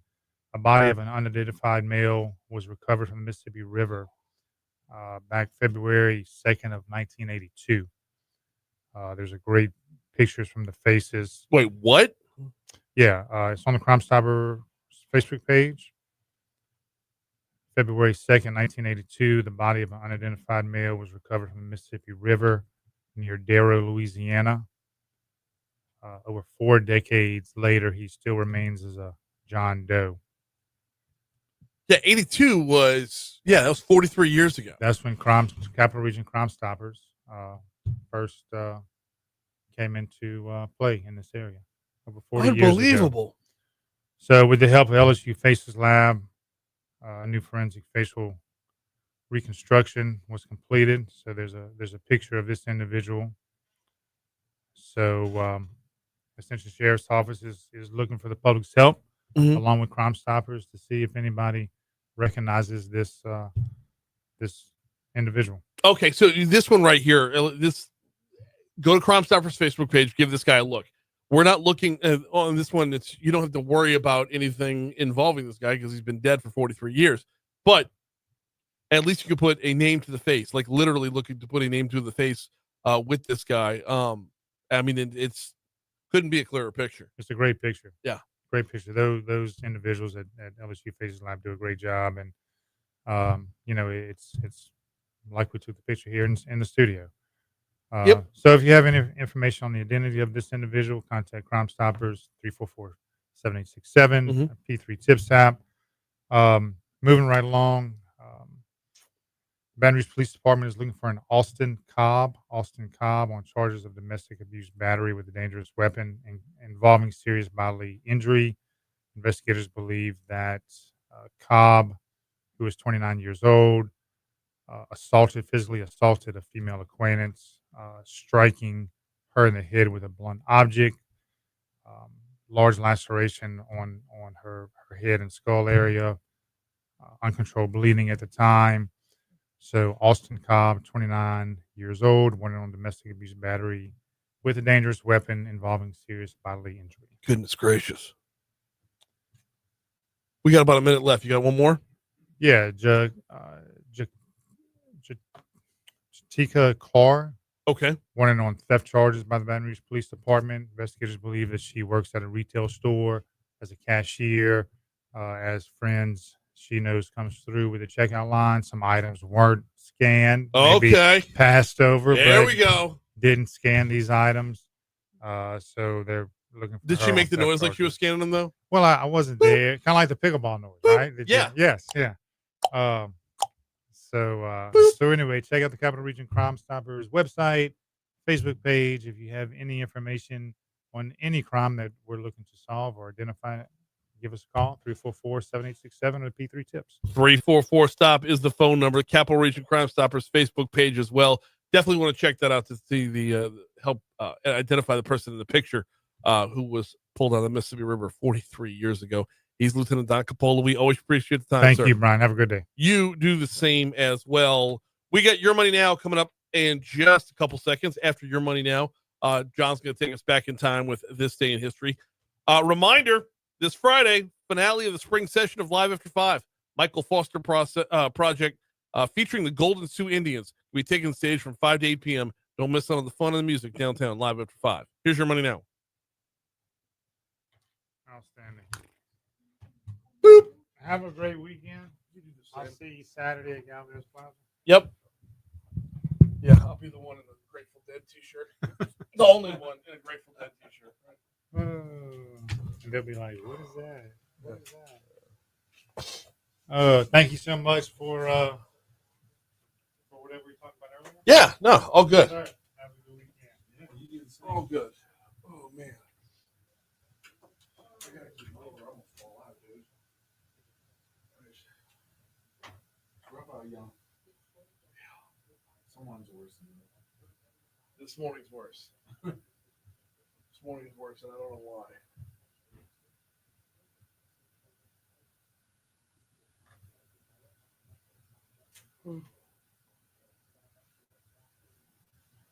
Oh, shit.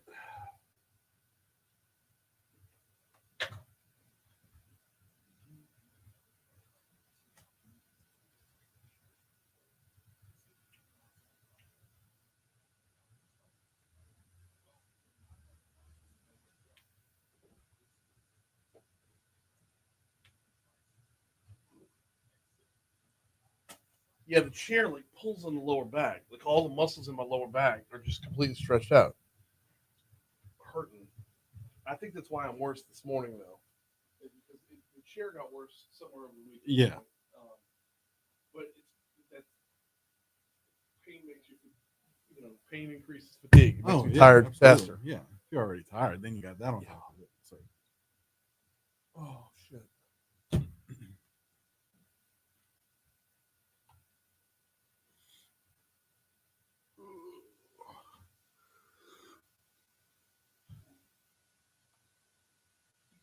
Oh, holy hell. Oh.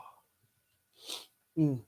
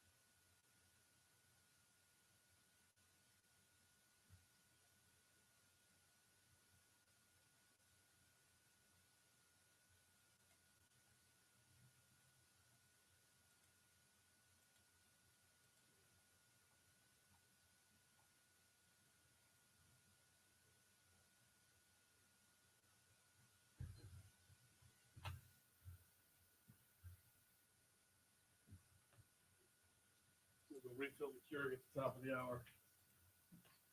Oh, okay. I didn't realize there was water in it. What? I didn't realize there was water in it. In the Keurig? Mm-hmm. There's not. There was a little bit that comes out. Oh, I just didn't. I mean, I guess I didn't know if anyone was actually using it. Yeah. I filled it up on Monday. Oh, okay. I think it's the refill. Oh, shoot. Yeah. I'm definitely using it.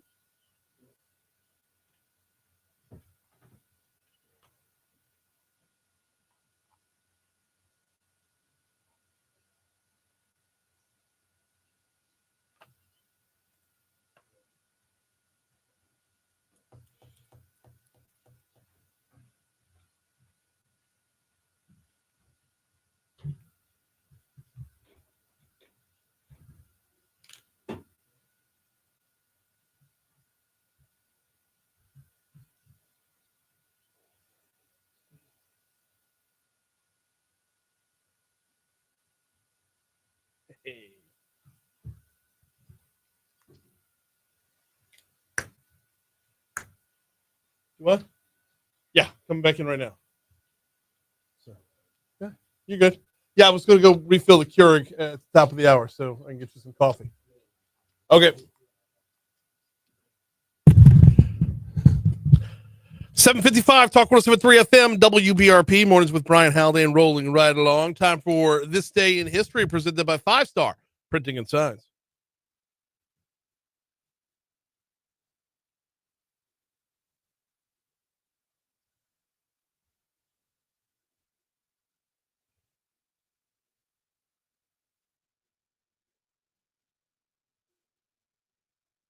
Damn it.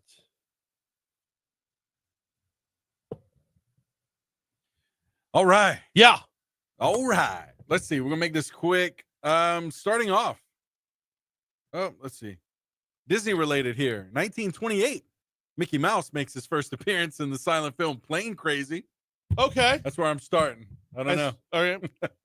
Now, was he named Mickey Mouse at this point, or did he still have the old name? That's a good question. Yep. Hey, 1951, AT&T becomes the first U.S. corporation to have 1 million stockholders after young car salesman Brady Denton purchases 7 shares at a worth of $1,078. Okay. So, yeah. Hey, the Brits are in the U.S. right now, of course, touring the state. But check this out. 1991, U.S. President George H.W. Bush takes Queen Elizabeth II to an Oakland A's versus Baltimore Orioles game, which she apparently finds dull, with the excursion only lasting 2 innings. I mean, even when Reggie Jackson attempted to assassinate her and then Frank Drebin stopped it? Is that? Oh, my goodness. Hey, 2002 documentary Bowling for Columbine by Michael Moore. Okay. Premieres at the Cannes Festival. So All right. there was that. I don't know what you were doing, Brian, at 16 years old, but in 2010, Jessica Watson at age 16 becomes the youngest person to sail solo, nonstop, and unassisted around the world. It's exactly what I was doing at 16. Right. Yeah. I wasn't setting out to explore like Sailing that, around right? the world. What else? Yeah. What else you gonna do at 16? Really? I mean, where are your parents at, right? I don't know. Where's the parents at? Anything else on this day? Nope.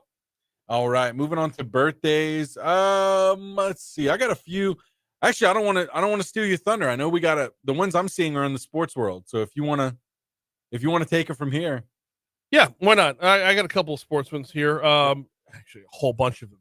How about born on this day in 1953, George Brett, 1956, Dan Patrick, 1967, John Smoltz, 1969, Emmett Smith, 1970, Desmond Howard, 1975, Ray Lewis, and former LSU tight end Robert Royal, born on this day in 1979. Yeah, pretty much all of mine were sports. So Okay. yeah, there's that. And there was a tennis player in there too that I missed. Was it Andy Roddick's birthday? Okay. Hang on. Let's see. Yes. I'm sorry, Andy Murray. Andy Murray was born on this day in 1987.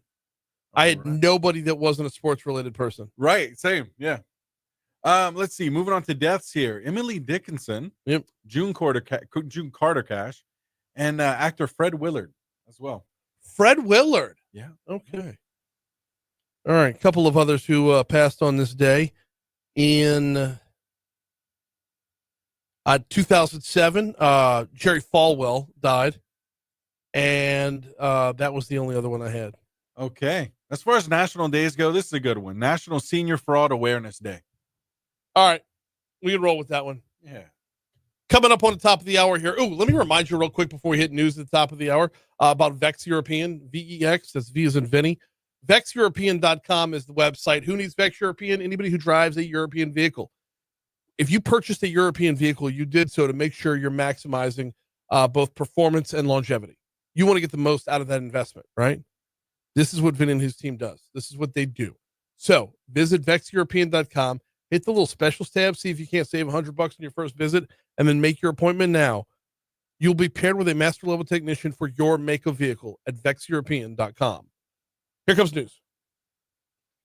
All right, let me go fill this up.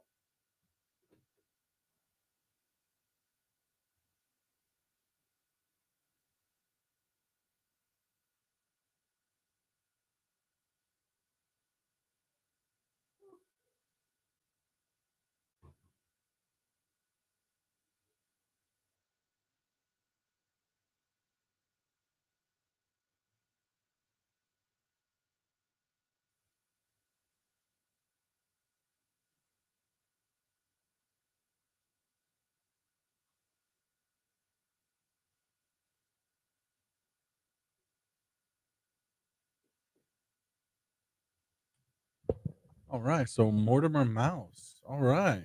Thanks for that, Renee. Good to know.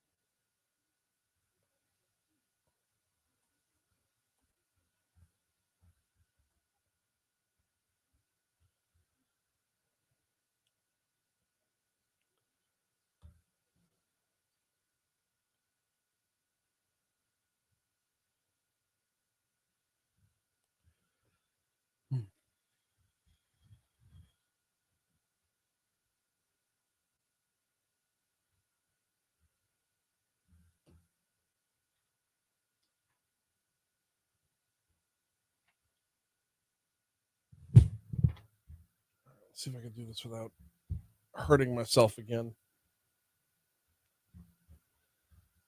Oh my word.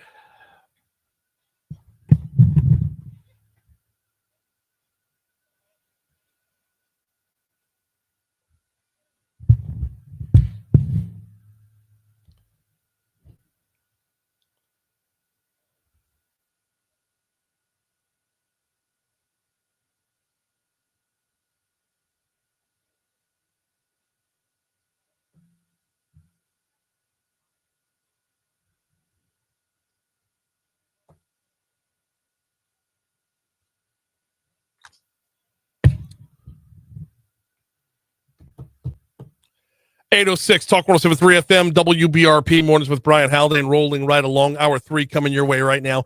Brian here with you, John LaBeouf producing. We are at 77 degrees in downtown Baton Rouge to start off the third hour. Hey, it was about a week ago, President Donald Trump named Kurt Wall to serve as the next U.S. attorney for the Middle District of Louisiana. That process is underway. We're a talk process. How does he end up landing the gig? What can we learn a little bit more about Kurt Wall? Well, I happen to know a former U.S. attorney. In fact, he held this exact same seat in Donald Trump's last term. Brandon Fremin going to join us 10 minutes from right now. Right now, though, it was a big night last night at the Metro Council for Mayor President Sid Edwards. He's on the phone with us right now as the Thrive Plan moves forward. Coach, how are you this morning? Oh, doing great. Good morning. Good morning. Glad to have you on here. All right, tell me a little bit about what actually made it through last night. Well, our Thrive Plan, and Brian, this is something we've been working on a long time now. Yep. And the work took a lot of collaboration and a whole lot of entities to make happen. I'm very thankful for our council. It was a 12-0 vote, unanimous. But the partners, our council, my mayor's administration team, everybody on the third floor, the East Baton Rouge Parish Library System, our Council on Aging, and of course, mosquito abatement. And, hammering out details like this can be difficult because, if you go under Plan A, people in Plan B don't like it. But at the end of the day, it was a collaboration of everyone coming together and, that council vote. Now, of course, this goes to the people now in November. And the work really begins, at this point. So let's talk about that transition right there, because I think on the one hand, look, the tagline that I've been using is, how many times have we gone to polls to vote for the things we want? Now we need to go to the polls to vote for something we need. That being said, though, how do we make it translate for the public in November? Well, let me get a couple of numbers I'll give you. Okay, so there's a one-time. I may not be down to the dollar, so forgive me, but $52 million, I think it's 52.4 one-time money. That money will pay off the debt in the city, okay, which is going to allow for a recurring revenue of $9 million per. That's what we pay, per year. And then you're sitting at $25 million left, and $21 million of it is going to be used to plug the budget hole. Some of it caused, just by the pullout of St. George and that type of stuff. So you're looking 4.5 million left. So it's going to stabilize. It doesn't make us whole. Let me be clear on that. Even with all that, it doesn't make us whole, but it stabilizes the budget, which is huge. And then you get a lot of questions. Well, some of the other things we talked about, potential pay raises and all that. Well, what this does, the pay raises won't necessarily come out of that pot of money, but when I go, remember I promised a zero-based budget. Yes. And that's next. We're going to scrub that thing. We're going to cut fat. We're going to get more efficient with the taxpayers' money. And that could indeed lead to some employee retention, programs. So that's the baseline, but we're going to have to roll out, and you have 12 councilmen, council folks, and you have our office, and then you have the three entities that are a huge part of this. We're going to work together. We're going to put a campaign together to educate the public for them to be crystal clear and transparent on what is happening with these funds.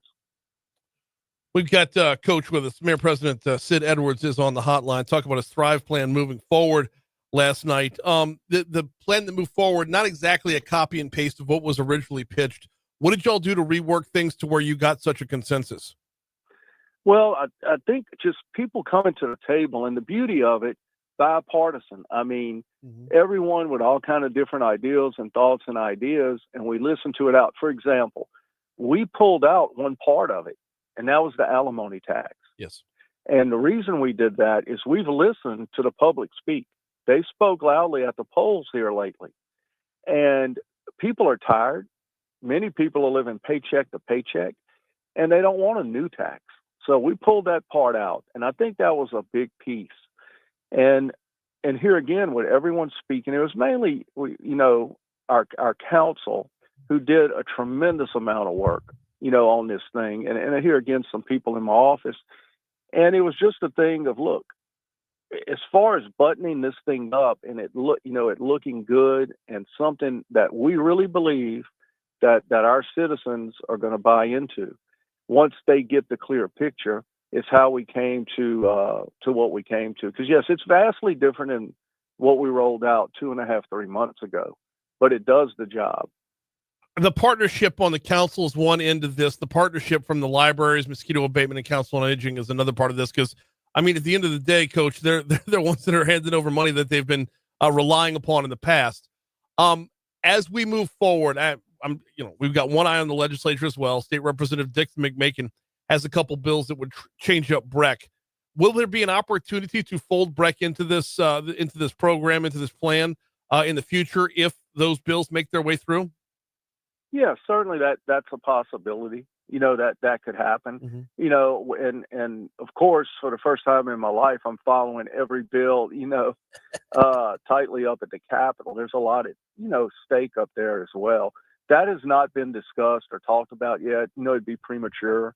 Mm-hmm. But the thing about it, when you're talking about a government and a city parish this size, the beauty of it all is, and it rarely happens, I've learned in politics, is people coming together, like you said, for a need, for the greater good.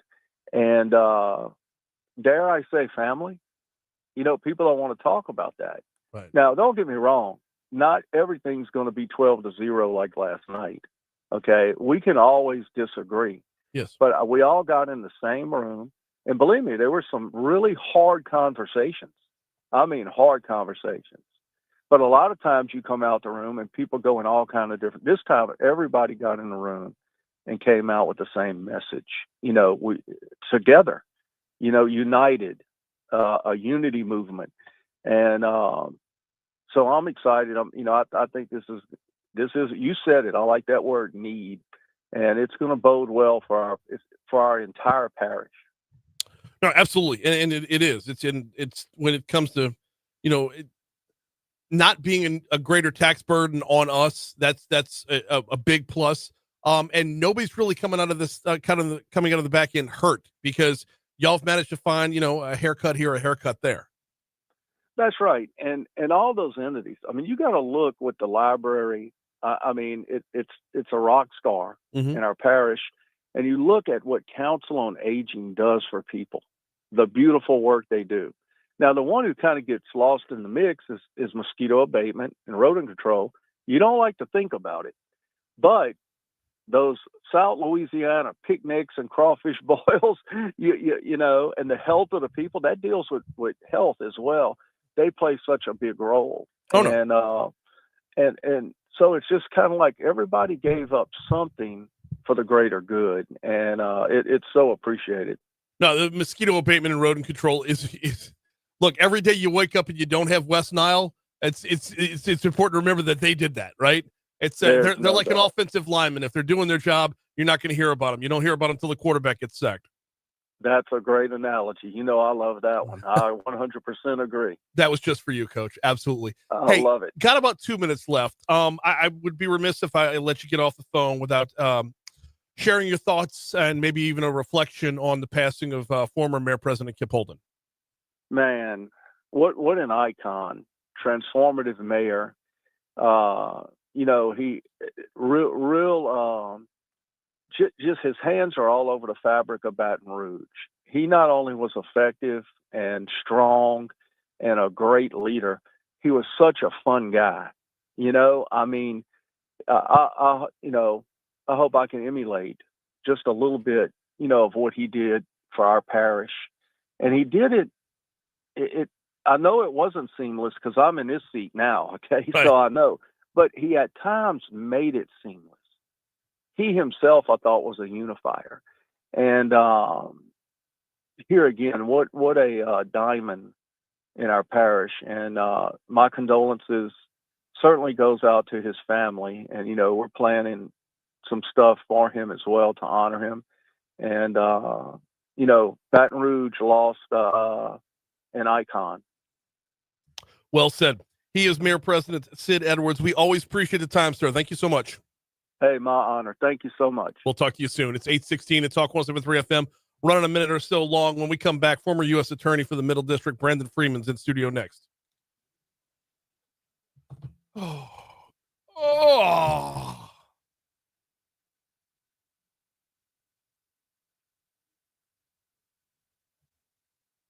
Oh.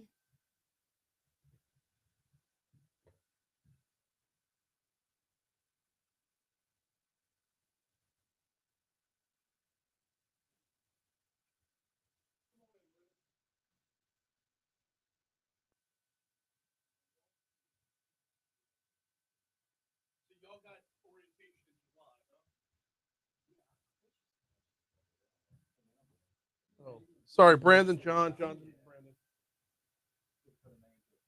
We're right here. We are June 16th and 17th, I think, or 17th and 18th.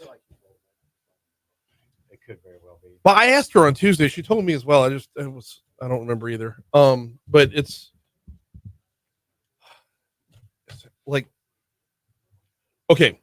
She got the roommate locked down. She got the all. Carrie? Yeah, I think so. yeah. She's doing the jump program, so she's moving in a month early or 3 weeks early. Looked into that. She just decided against it.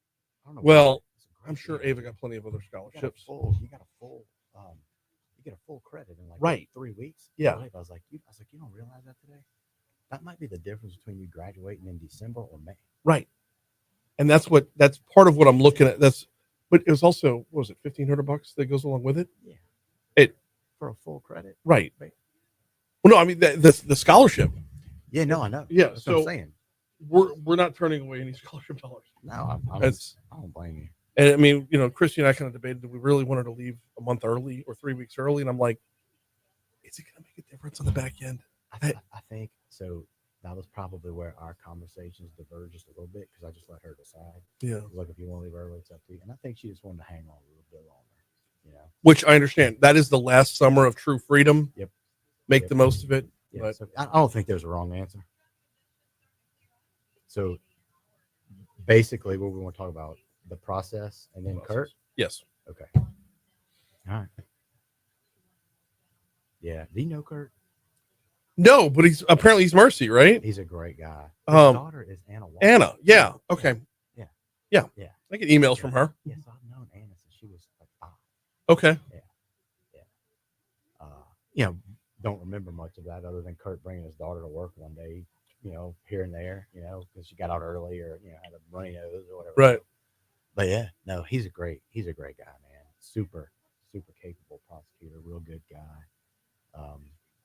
He's going to be good for it.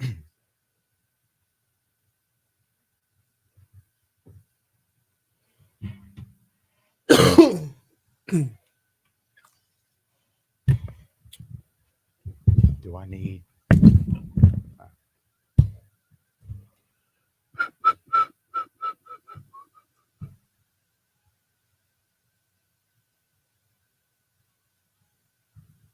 820 Talk 107.3 FM WBRP. Mornings with Brian Haldane rolling right along. We got a fast third hour coming your way, y'all. As we just spoke with Mayor President Sid Edwards, and now we're moving over to talk about the newly appointed U.S. Attorney for the Middle District here in Louisiana. His name is Kurt Wall. Hasn't assumed the post yet, and I wanted to learn a little bit more about the process, a little more about the job description, and happen to know the former U.S. Attorney for the Middle District, Brandon Fremin. Welcome back, man. It's been a minute. Man, it's great to be back in the show. I think you've made some changes since I've been here last time. Yeah, a couple. Yeah. Good to be if back, nothing man. else, we've added more junk to the stuff, though. cabinet over there.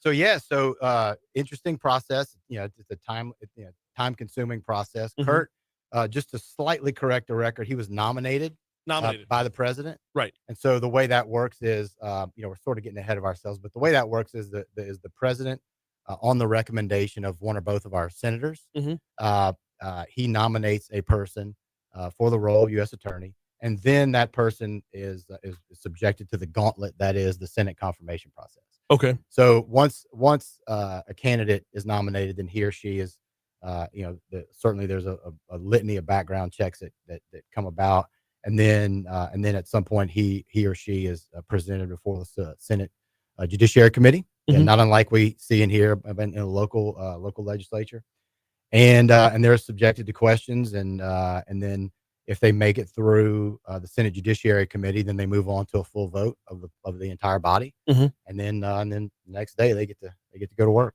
Okay, as far as being in front of the Senate Judiciary Committee or in front of the Senate at all, is this comparable to what we see when judges are nominated, or is it like a lot?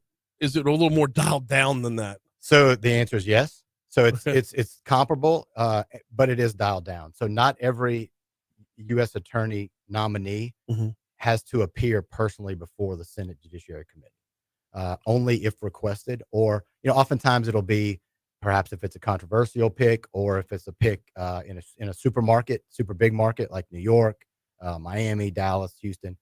But ordinarily you're subjected to questions, to written questions, and then they'll vet you that way. And if they feel the need to bring you before the body, then they do. But every judicial candidate must appear in person. Well, and a lot of those hearings are just grandstanding for airtime for the senators. I mean, it's you see some good questions come through, but the ones that make the news are not normally the good questions. Well, and a lot, and as you've seen in many hearings, not just these types, but a lot of it's testimony by the senators rather than by the candidates. Right. Yeah. You watch it and you're like, was there a question in there anywhere? Right. So, yeah.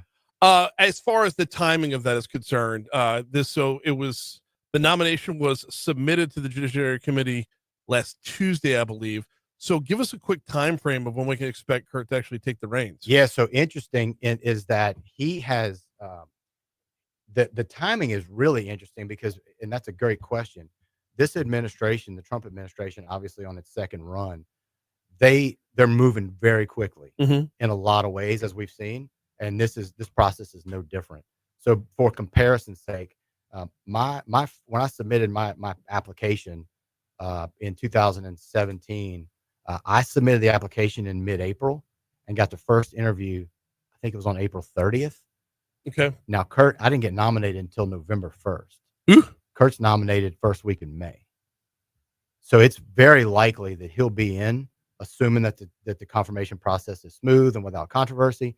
It's very likely that he'll be in this calendar year and quite possibly early fall or maybe late summer. Okay. And once he's in, that he's the guy for the remainder of Trump's term, unless he determines that's correct. He wants to go somewhere else. And you work at the pleasure of the president. So obviously it's sure. The post is for a term, but you do work at the pleasure of the president, which is why you see when there's presidential turnover, a term can expire early if you're asked to leave. Gotcha. Yeah. Gotcha. We've got former U.S. Attorney for the Middle District of Louisiana, Brandon Fremin, in the house with us, talking about Kurt Wall, who is the nominee by Donald Trump to take over that post. Brandon, let's talk about the job description a little bit for what the U.S. Attorney does there. I mean, top federal prosecutor is one way to put it. What actually shows up on your desk? That's the easiest way to describe it. So a lot of people are more familiar with the role of the district attorney. It's not entirely different. You're the chief federal prosecutor for your district, and in this case, it's 9 parishes. The 8 parishes surrounding East Baton Rouge. But the title is, I mean, you're the ranking executive branch official for that district. So you're the chief legal officer, chief federal law enforcement officer. There's a lot. There's a lot that comes with it. It's a complicated job. So it's one of those jobs where you wear many hats. I mean, your primary role, at least as I saw it, was to lead that office in the analysis of and prosecution of criminal cases. And that's what it's about. That was my follow-up question. It's a better way to ask it is, you are the top prosecutor. What are you prosecuting? Yeah. So you take a look at any potential violation of any federal law. Now that's a broad sweeping answer. The U.S. attorney, as his prerogative is to set his own policy. Now, one would agree that it's supposed to be somewhat consistent with the presidential policy, which is why he put you in place. Right. So you will probably see, there's a big push on violent crime right now. There's a big push in some cases, in some markets, maybe this one, maybe not, but then in the immigration law. We don't have as big a problem as, say, South Texas, New Mexico, California, Arizona. I could see a priority here being violent crime, and it's that's kind of a no brainer. Why and when you bring up the immigration piece, the human trafficking, fentanyl, those things probably show up a lot. They do, and that's something that needs to be taken extremely seriously. I know it will, but you're right, and your instincts are right on. It has a direct nexus to the illegal immigration concerns. It's not only about people illegally crossing the border. It's what they're bringing with them, right? And it's unfortunately it's trafficked children and it's illegal drugs. We got just a couple minutes left with Brandon Fremin, former U.S. Attorney for the Middle District of Louisiana. Let's pivot over to Kurt himself. Tell me a little bit about the guy, because I mean, obviously, I need to get to know him as he takes over the role. Yeah, and you should. He's pretty well known in the prosecution circles in and around the area. I mean, he and I were colleagues at the East Baton Rouge DA's office in the early days, when Doug Morrow hired each of us, and then we both continued our work when Hiller was elected. So I've known him for, gosh, man, I hate to say it out loud. It's going on 30 years now. Very well-respected prosecutor, extremely capable and competent. The guy's probably, I'm ballparking, he'll tell you, he's probably tried 250, 300 cases. I'm talking trials, which is a lot. Mm-hmm. He's very highly regarded among both his peers, his opponents, the defense bar and the judiciary. And all that said, he's an even better guy. He's a good man. As he moves into this role, I'm assuming that since it's you served under Trump, he's serving under Trump. I'm assuming that priority wise, things are going to be similar, if not sped up because it's Trump's second term, but priority wise, things are going to be similar. When he takes that role though, he's replacing, Ron Gath. Correct. How much can the office change when the party changes to where, I mean, he's going to, he walks into an office that is already, a machine that's in operation here. Okay. How much does party on the national level play to turning the boat that is that office? It's a good question. In some districts, it matters a little more and you'll see more of a shift. Mm-hmm. This district has always been pretty steady. Okay. I mean, what you may see, so you'll see policies get pushed down to the districts. The presidential policies get pushed down to the district.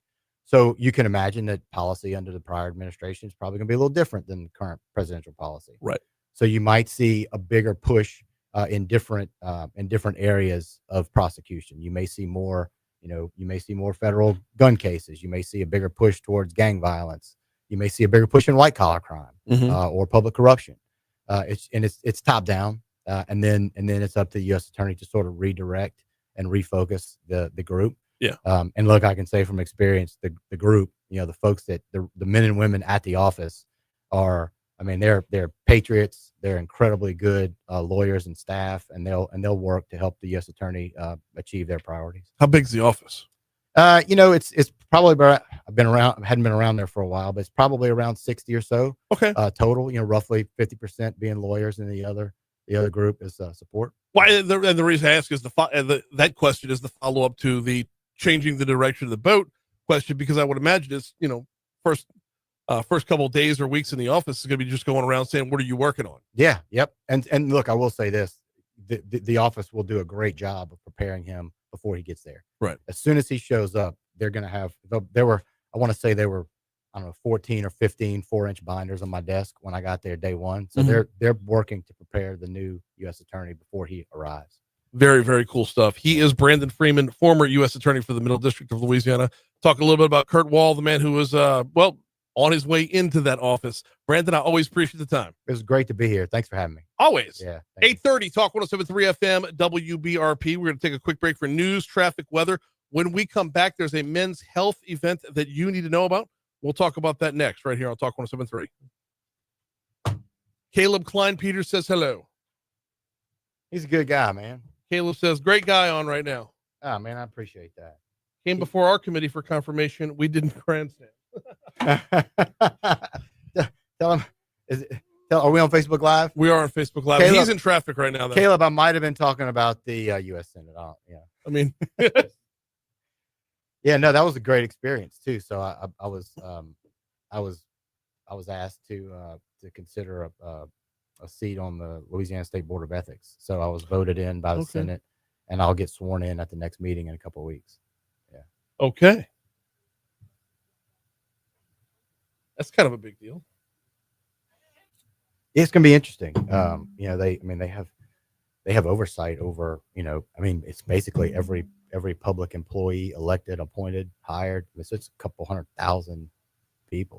Oh, dude, all the way down to like the Sherwood Forest Crime Commission. Yeah, I gotta fill out a thing every year. Or the guy in the mail room at the clerk's office in Bunkie. Right. Yeah, everywhere. Right. Yeah, it's a lot. Yep. It's gonna be interesting though. I'm looking forward to it. Yeah, I had to fill out forms and whatnot. I was like, everybody does. It's the Sherwood Crime Commission. I don't even get a badge. You should. I don't even get a hat. Be a cool badge, right? With a little bow and arrow, Yeah, that'd be nice. little quiver full of arrows. Give me something. Yeah, it's great being here, man. Oh no, love having you on. Very informative stuff. Fast moving. It was fast. It was really fast. That was what 11 and a half, 12 minutes right there. Yeah. So yeah, you got a fast moving day, man. When I was on the way up and I heard I don't remember at what point it was. Maybe it was when I was bringing the kids to school. I heard the lineup. I'm like, man, that's a packed hour. It is. Started with rewind it back by an hour. The 7 o'clock hour we had Jason on. Yeah. Yep. And then had Don on Crimestoppers. Yep. I saw Don in the parking lot on the way out. Yeah. He is a great guy. Love that. I love that partnership.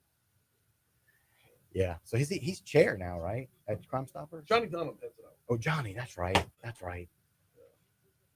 Yeah. It's been a while, man. Yeah. Johnny and my cousin went to Quantico together for training. My cousin's with Jeffersonburg Sheriff's Office. Oh, I didn't know that. Yeah. He's all right.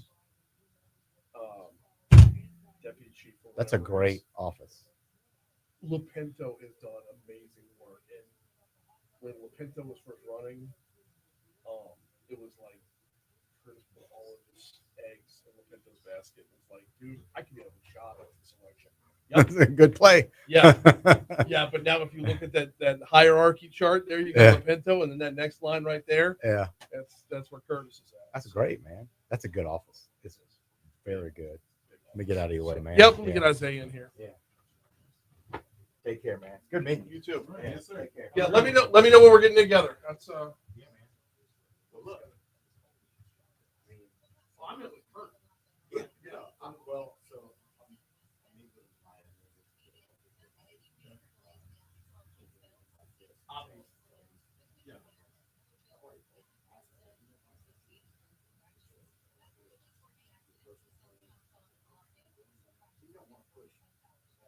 oh, of course. But Ron Gaff's office, what would you know? Like, they never respond. They all about this. Awesome. Very good about forward communication. Back and forth. I understand.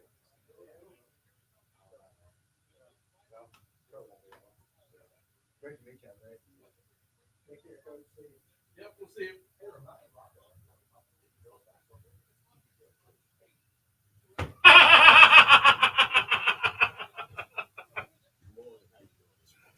Oh, Isaiah, that's John. Isaiah. So, me and Brandon, our daughters are graduating St. Joseph, and they're going to the same college. Wow. So they're both going to USM.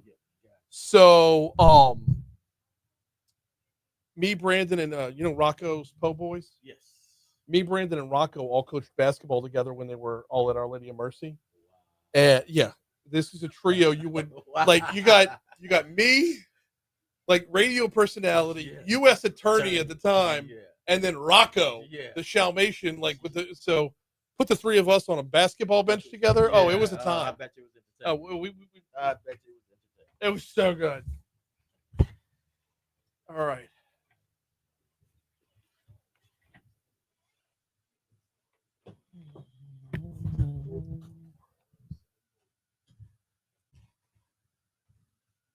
Play hers, please. Just hit it.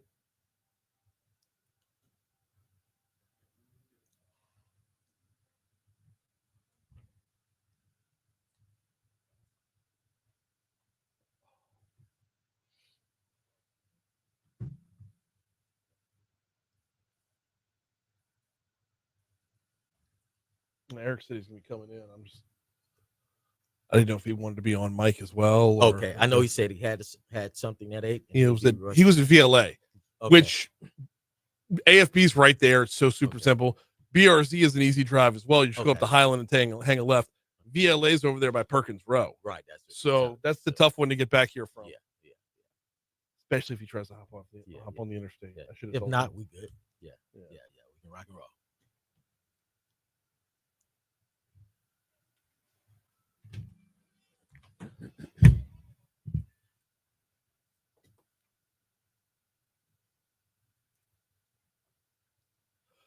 $8:37 Talk 107.3 FM WBRP mornings with Brian Haldane rolling right along, taking a big pivot here to go from the U.S. Attorney's Office to the Isaiah Marshall Foundation.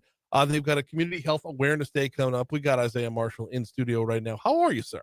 I'm doing great, Brian. Thanks for having me on. No, glad to have you on here. I did some reading on the Isaiah Marshall Foundation. Tell us all about it. Yes, sir. So actually, how it began. Actually, I'm a prostate cancer survivor.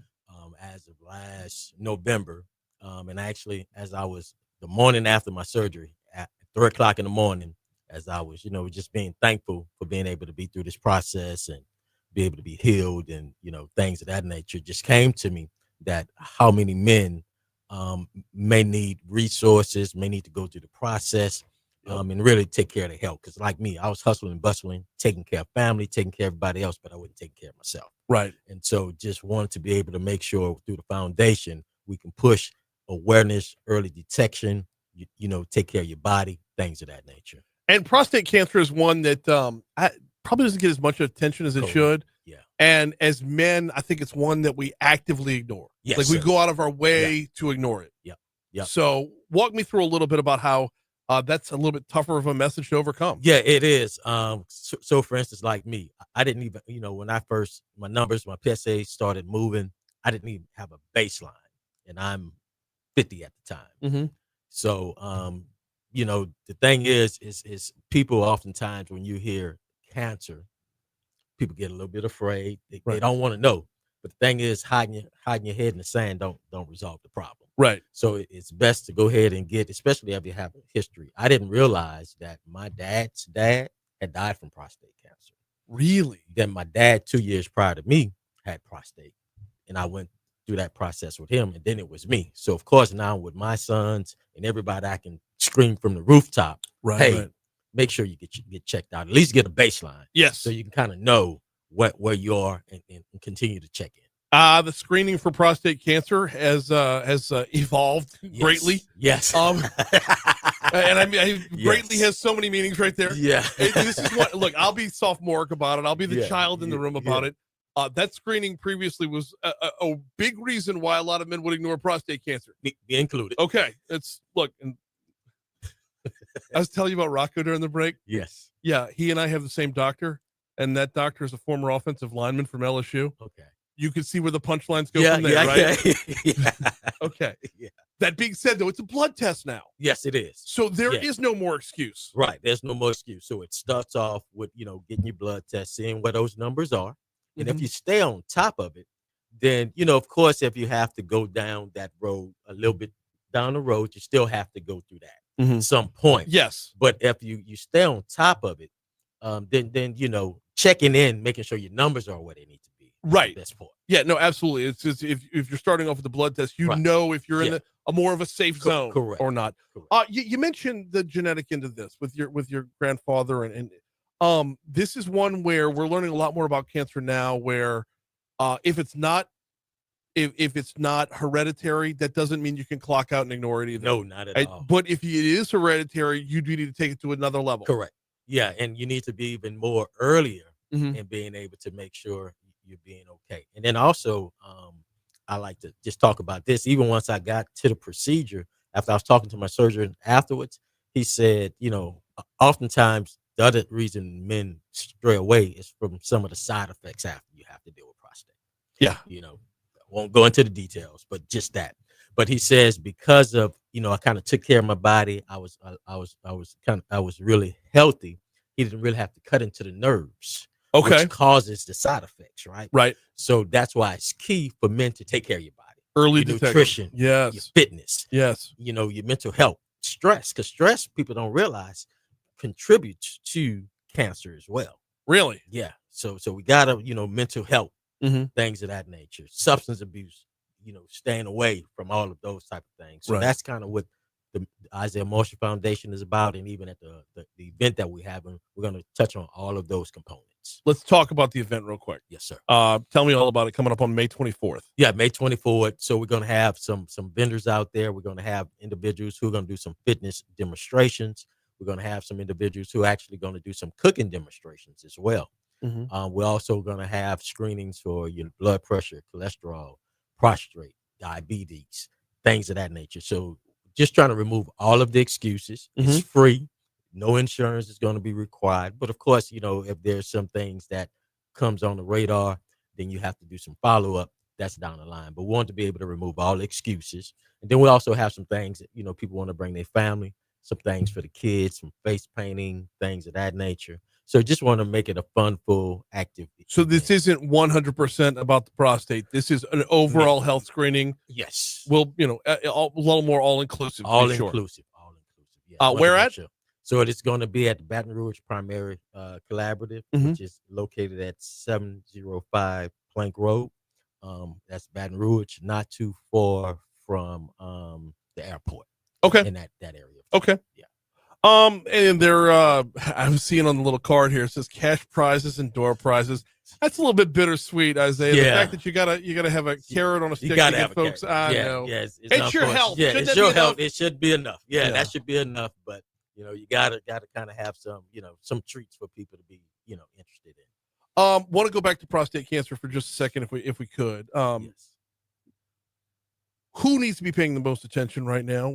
Obviously men, men. Yeah. But when it comes down to it, break it down demographically, age, race. Yeah, so African American males, once you're, I would say your 40s, you need to start getting tested from screening. If you have a family history, a little bit earlier than that, but definitely African American males, it impacts more, and that's a heavy focus in messaging that we're getting out there to African American males, because oftentimes, we just don't go to the doctor. Right.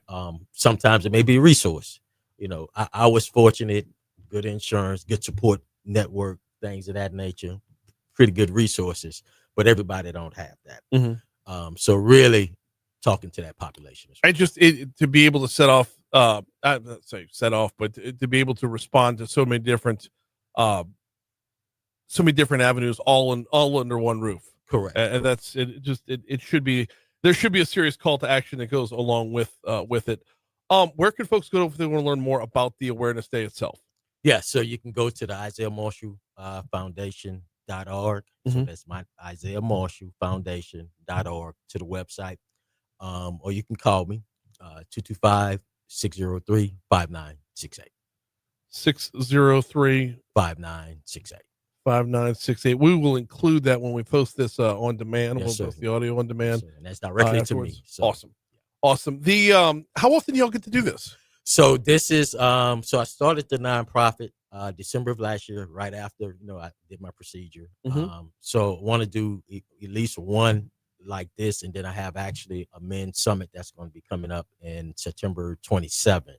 So I want to have two events at least a year. So I'm doing a health event like this, and then do a summit that's going to be strictly talking about prostate cancer. That's because that's Prostate Awareness Month. September is. Okay. All right. Before we get you out of here, we got just a couple minutes till break. Please. Before we get you out of here, you got to mention the sponsors. Yes, please. Thank you. Give some folks some love there. Yeah. So Baton Rouge Primary Care Collaborative is a major sponsor. That's where the event is going to be held. EFOD is actually taking care of all of the media, setting up this here. Eric Lewis and I are great friends. The W Consulting Group, Lighthouse Church, MLB Consulting Group, which is actually my company, and then Auctioner Community Health is helping to actually going to have the JAG-mobile, and that's a on wheels clinic, and the testing for that Auctioner Health is taken care of. And I just got a text while we're sitting out there, they're trying to also bring smoking cessation, and actually, what that is helping individuals to quit smoking. Mm-hmm. Yeah. Which, by the way, no matter what type of cancer you're talking about, no matter what, that's always the number one thing is quit smoking, cut back on the drinking. Yep, that's it. And then lose weight comes in third. So it's regardless of if you're talking about lung cancer, mouth cancer, throat cancer, or prostate cancer. It doesn't matter what the cancer is. For some reason, the smoking is first and foremost. Yep. Always. It always is. Want to ask you, just going back to the foundation as a whole, growth of a foundation like this. I mean, having a platform, getting a message out, how difficult is it to find room in the conversation? There are so many different great causes right now, so many different people trying to do so many different great things. How difficult is it to kind of, elbow your way into the conversation to make sure your voice is heard? Yeah, it's difficult, which is why, when I started the foundation, I personally, with me and my family, we started funding the foundation. Yeah. So we didn't have to compete with trying to convince others on why this is something important to give to. So it was so important to us that we said, you know what, we're going to put our sweat and our resources into it. And then we leverage social media to be able to get the message out and things of that nature. Just hand to hand, all of our relationships that we have, we started with just our network. Right. And asked our network to help this message to spread. And it's been picking up good momentum. That's good to hear. And knowing folks like Eric helps as well. Absolutely. I've never told him no. Normally he's got kids building robots and stuff. If we could help out on this front, we will as well. The Isaiah Marshall Foundation, IsaiahMarshallFoundation.org is the website. And there's a page for support as well. Partnership. Yes. We're not strictly soliciting money here. We're not looking but if you could volunteer, if you could partner, Isaiah is here for you. And then the big day coming up on May 24th, Baton Rouge Primary Care Collaborative, 7050 Plank Road is the address, 11 a.m. to 2 p.m. And yes, there will be cash prizes. There will be door prizes. Isaiah, thank you so much for a couple minutes this morning. My absolute pleasure. We got Your Money Now coming up in 1 minute. After Your Money Now, we're going to step outside of East Baton Rouge Parish for the outside in before we close it out. Before we get you to Your Money Now, got to remind you about the folks at Mathern's. I'm going to tell you to download the app, right? Download the Mathern's Rewards app today. When you download the Mathern's Rewards app, you get access to the deals of the week. You get access to the coupons of the week. The weekly ad that shows you what's on special. For example, this week, T-bone steaks are on special, $9.99 a pound. Pork loin chops, $1.99 a pound. This is good at all three locations. Downtown on 3rd Street, Nicholson Gateway Shopping Center, or on Highland right by Kenilworth. They've moved back to their OG location. Remember Kenilworth Supermarket? Well, the family that ran that's the Mathern's. So the family you missed, the prices you missed, they've come back home to the Kenilworth area. And did I fail to mention that when you download the app, every time you shop, you can earn cash towards more groceries. Just have them scan the app when you're in there. It's super duper easy. When they're scanning all your items at checkout, hold up the little app. You got the barcode going right there. They'll scan that as well, and you're earning cash towards more groceries every time you shop. It's Mathern's. All right, Your Money Now coming your way 15 seconds from right now. On the back end, when we do step outside of East Baton Rouge Parish for the outside end, we are going to be going, you know what? We're supposed to do the outside end, and I think I'm going to take it in a different direction today. We're going to go back to the Department of Health. All right, that's coming up next on Talk 107.3. All right. Oh, man. That was great. I appreciate that. No, my pleasure. So are you the same Isaiah Marshall that used to run cats? I'm that guy. Okay. I'm that guy. Okay. Yeah. All right. I didn't piece that together until this morning. Yeah, I'm that guy. Yes, All sir. right. Yes, sir. It's a mess right now. It is. That is a very unenviable post. It is. Everybody who's seemed like touched that. Well, you talking about stress end of the Yeah. You know? That's the spot for it, So I've stepped away from all of those worlds and just focused on building business. Has this been 4 different heads since you? Yeah. Golly. Yeah. And the board has, because I was the board board chair.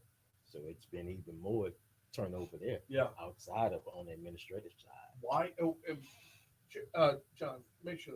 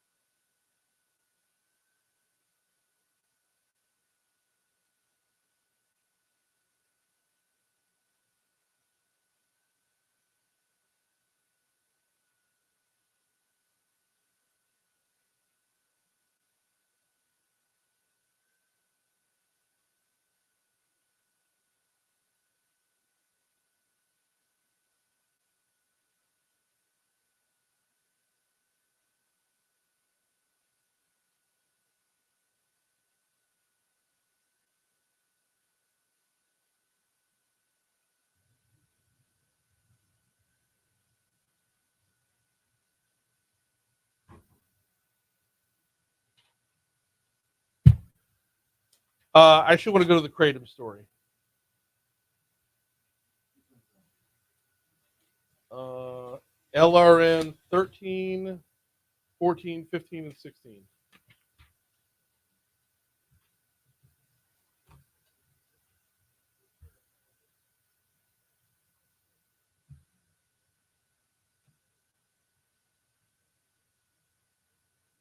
Glad I asked him about cats. That guy's been no disillusions about how fucked up that place is.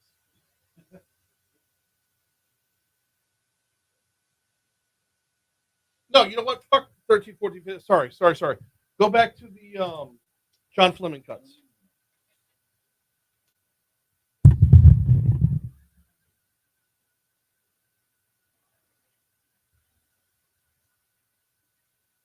So yeah, my doctor, my primary, you put me back on, my primary care physician, is Joseph Albergamo.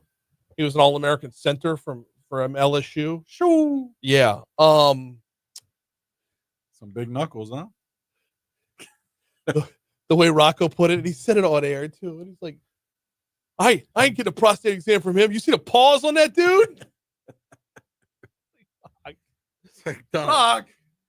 It's like, Doc, Jesus, man. Oh. And he's like, I'm gonna go shopping for like a little Asian woman to be my doctor. I'm like, now you're just getting into fetishes, boss. Right. Oof. One little gentle hands, man. Big burly knuckled.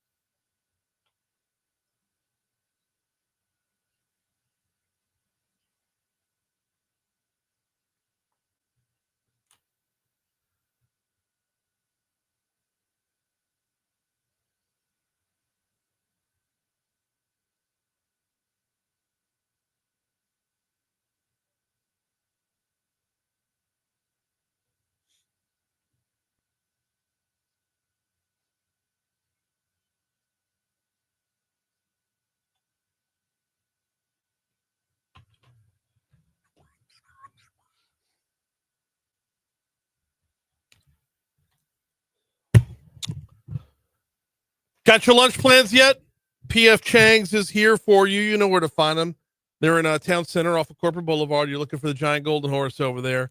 I've been a sesame beef and Mongolian beef guy for so long, but they've flipped up the menu and they've got all kinds of great lunch specials right now, starting at $13.99. And one of those lunch specials, or you can get it dinner time too, is the black pepper chicken. And such a simple flavor, like such a simple dish. Like if you hear about it, it's black pepper with chicken and it's on top of vegetables that have the same black pepper sauce on it as well. It shouldn't be as good as it is, but it is. It just pops. The whole thing pops. The black pepper sauce covers the whole piece of chicken. You're getting that flavor all the way throughout. One of the great lunch specials they've got over at PF Chang's. By the way, it is graduation time. If you have not yet made that reservation for the upcoming graduation, PF Chang's has got you covered there as well. You take advantage of the great service, take advantage of the atmosphere, the ambiance, and take advantage of that fantastic menu where you're getting Asian-inspired dishes in an upscale atmosphere. It's PF Chang's. As we were going into break, I was saying we were going to go to a story from the Department of Health. This is kind of a no news is good news thing. We had those 2 cases of measles that were reported before. There have been no new cases of measles reported. There is some whooping cough out there, but I said we were going to go to the story. I really want to go back and revisit something we talked about in the 6 o'clock hour, and that is State Treasurer John Fleming is calling foul potentially on his upcoming Senate bid. So Fleming is saying that he heard a story, and the story that's being run with is that Donald Trump, Jeff Landry, and Julia Letlow could be putting together a backdoor deal to make Julia Letlow our next U.S. Senator. Here's Fleming talking about it. Senator Letlow would resign, and Jeff Landry, our governor, would then appoint himself to be senator, and he would probably choose some high position, perhaps in education, because she's an educator herself. I've got to know the rest of the story here. Fleming says he initially found it to be an outlandish story and dismissed it, but he said he started believing it when he was hearing it from so many different people. Now he says if the story is true, the voters are the ones who are going to lose here. That really turns voters off because they go to a lot of trouble to make good decisions for their leadership, and they want to have the say, because if they don't, there's no accountability, and that's problematic. And Fleming also adds that so if this were to play out, if I'm understanding him right, Julia Letlow would get elected and then step down, at which point Landry would appoint himself. I'm trying to piece it all together here because there's a lot of moving parts to what he's talking about. And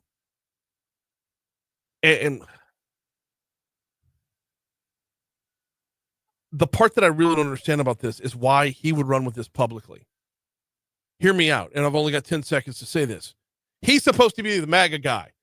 In this race, John Fleming is supposed to be the Donald Trump guy. Why would you say that the president is cavorting behind your back to keep you out? Moon's next. All right, guys, we got to get out of here. We will be back at it tomorrow. Foodie Friday coming back tomorrow. John? Yes? Guy's Smokehouse. Come on. Guy's name is Guy. It's not like Right. it's a smokehouse for guys. Guy's Smokehouse coming in tomorrow. I don't know what we're having, but I can tell you, like, next Friday is when we get started with the Foodie Friday presented by Louisiana Beef Industry Council. Yeah. So if you need to go see your cardiologist, do it now. Because it's going to be I'm ready for it. awesome. I'm ready. Red meat, beef, all summer long. I don't know what we might have chicken tomorrow just to kind of stave it off one more week. But hey, yep, we'll take it. How about it? That's awesome. All right. Later, y'all.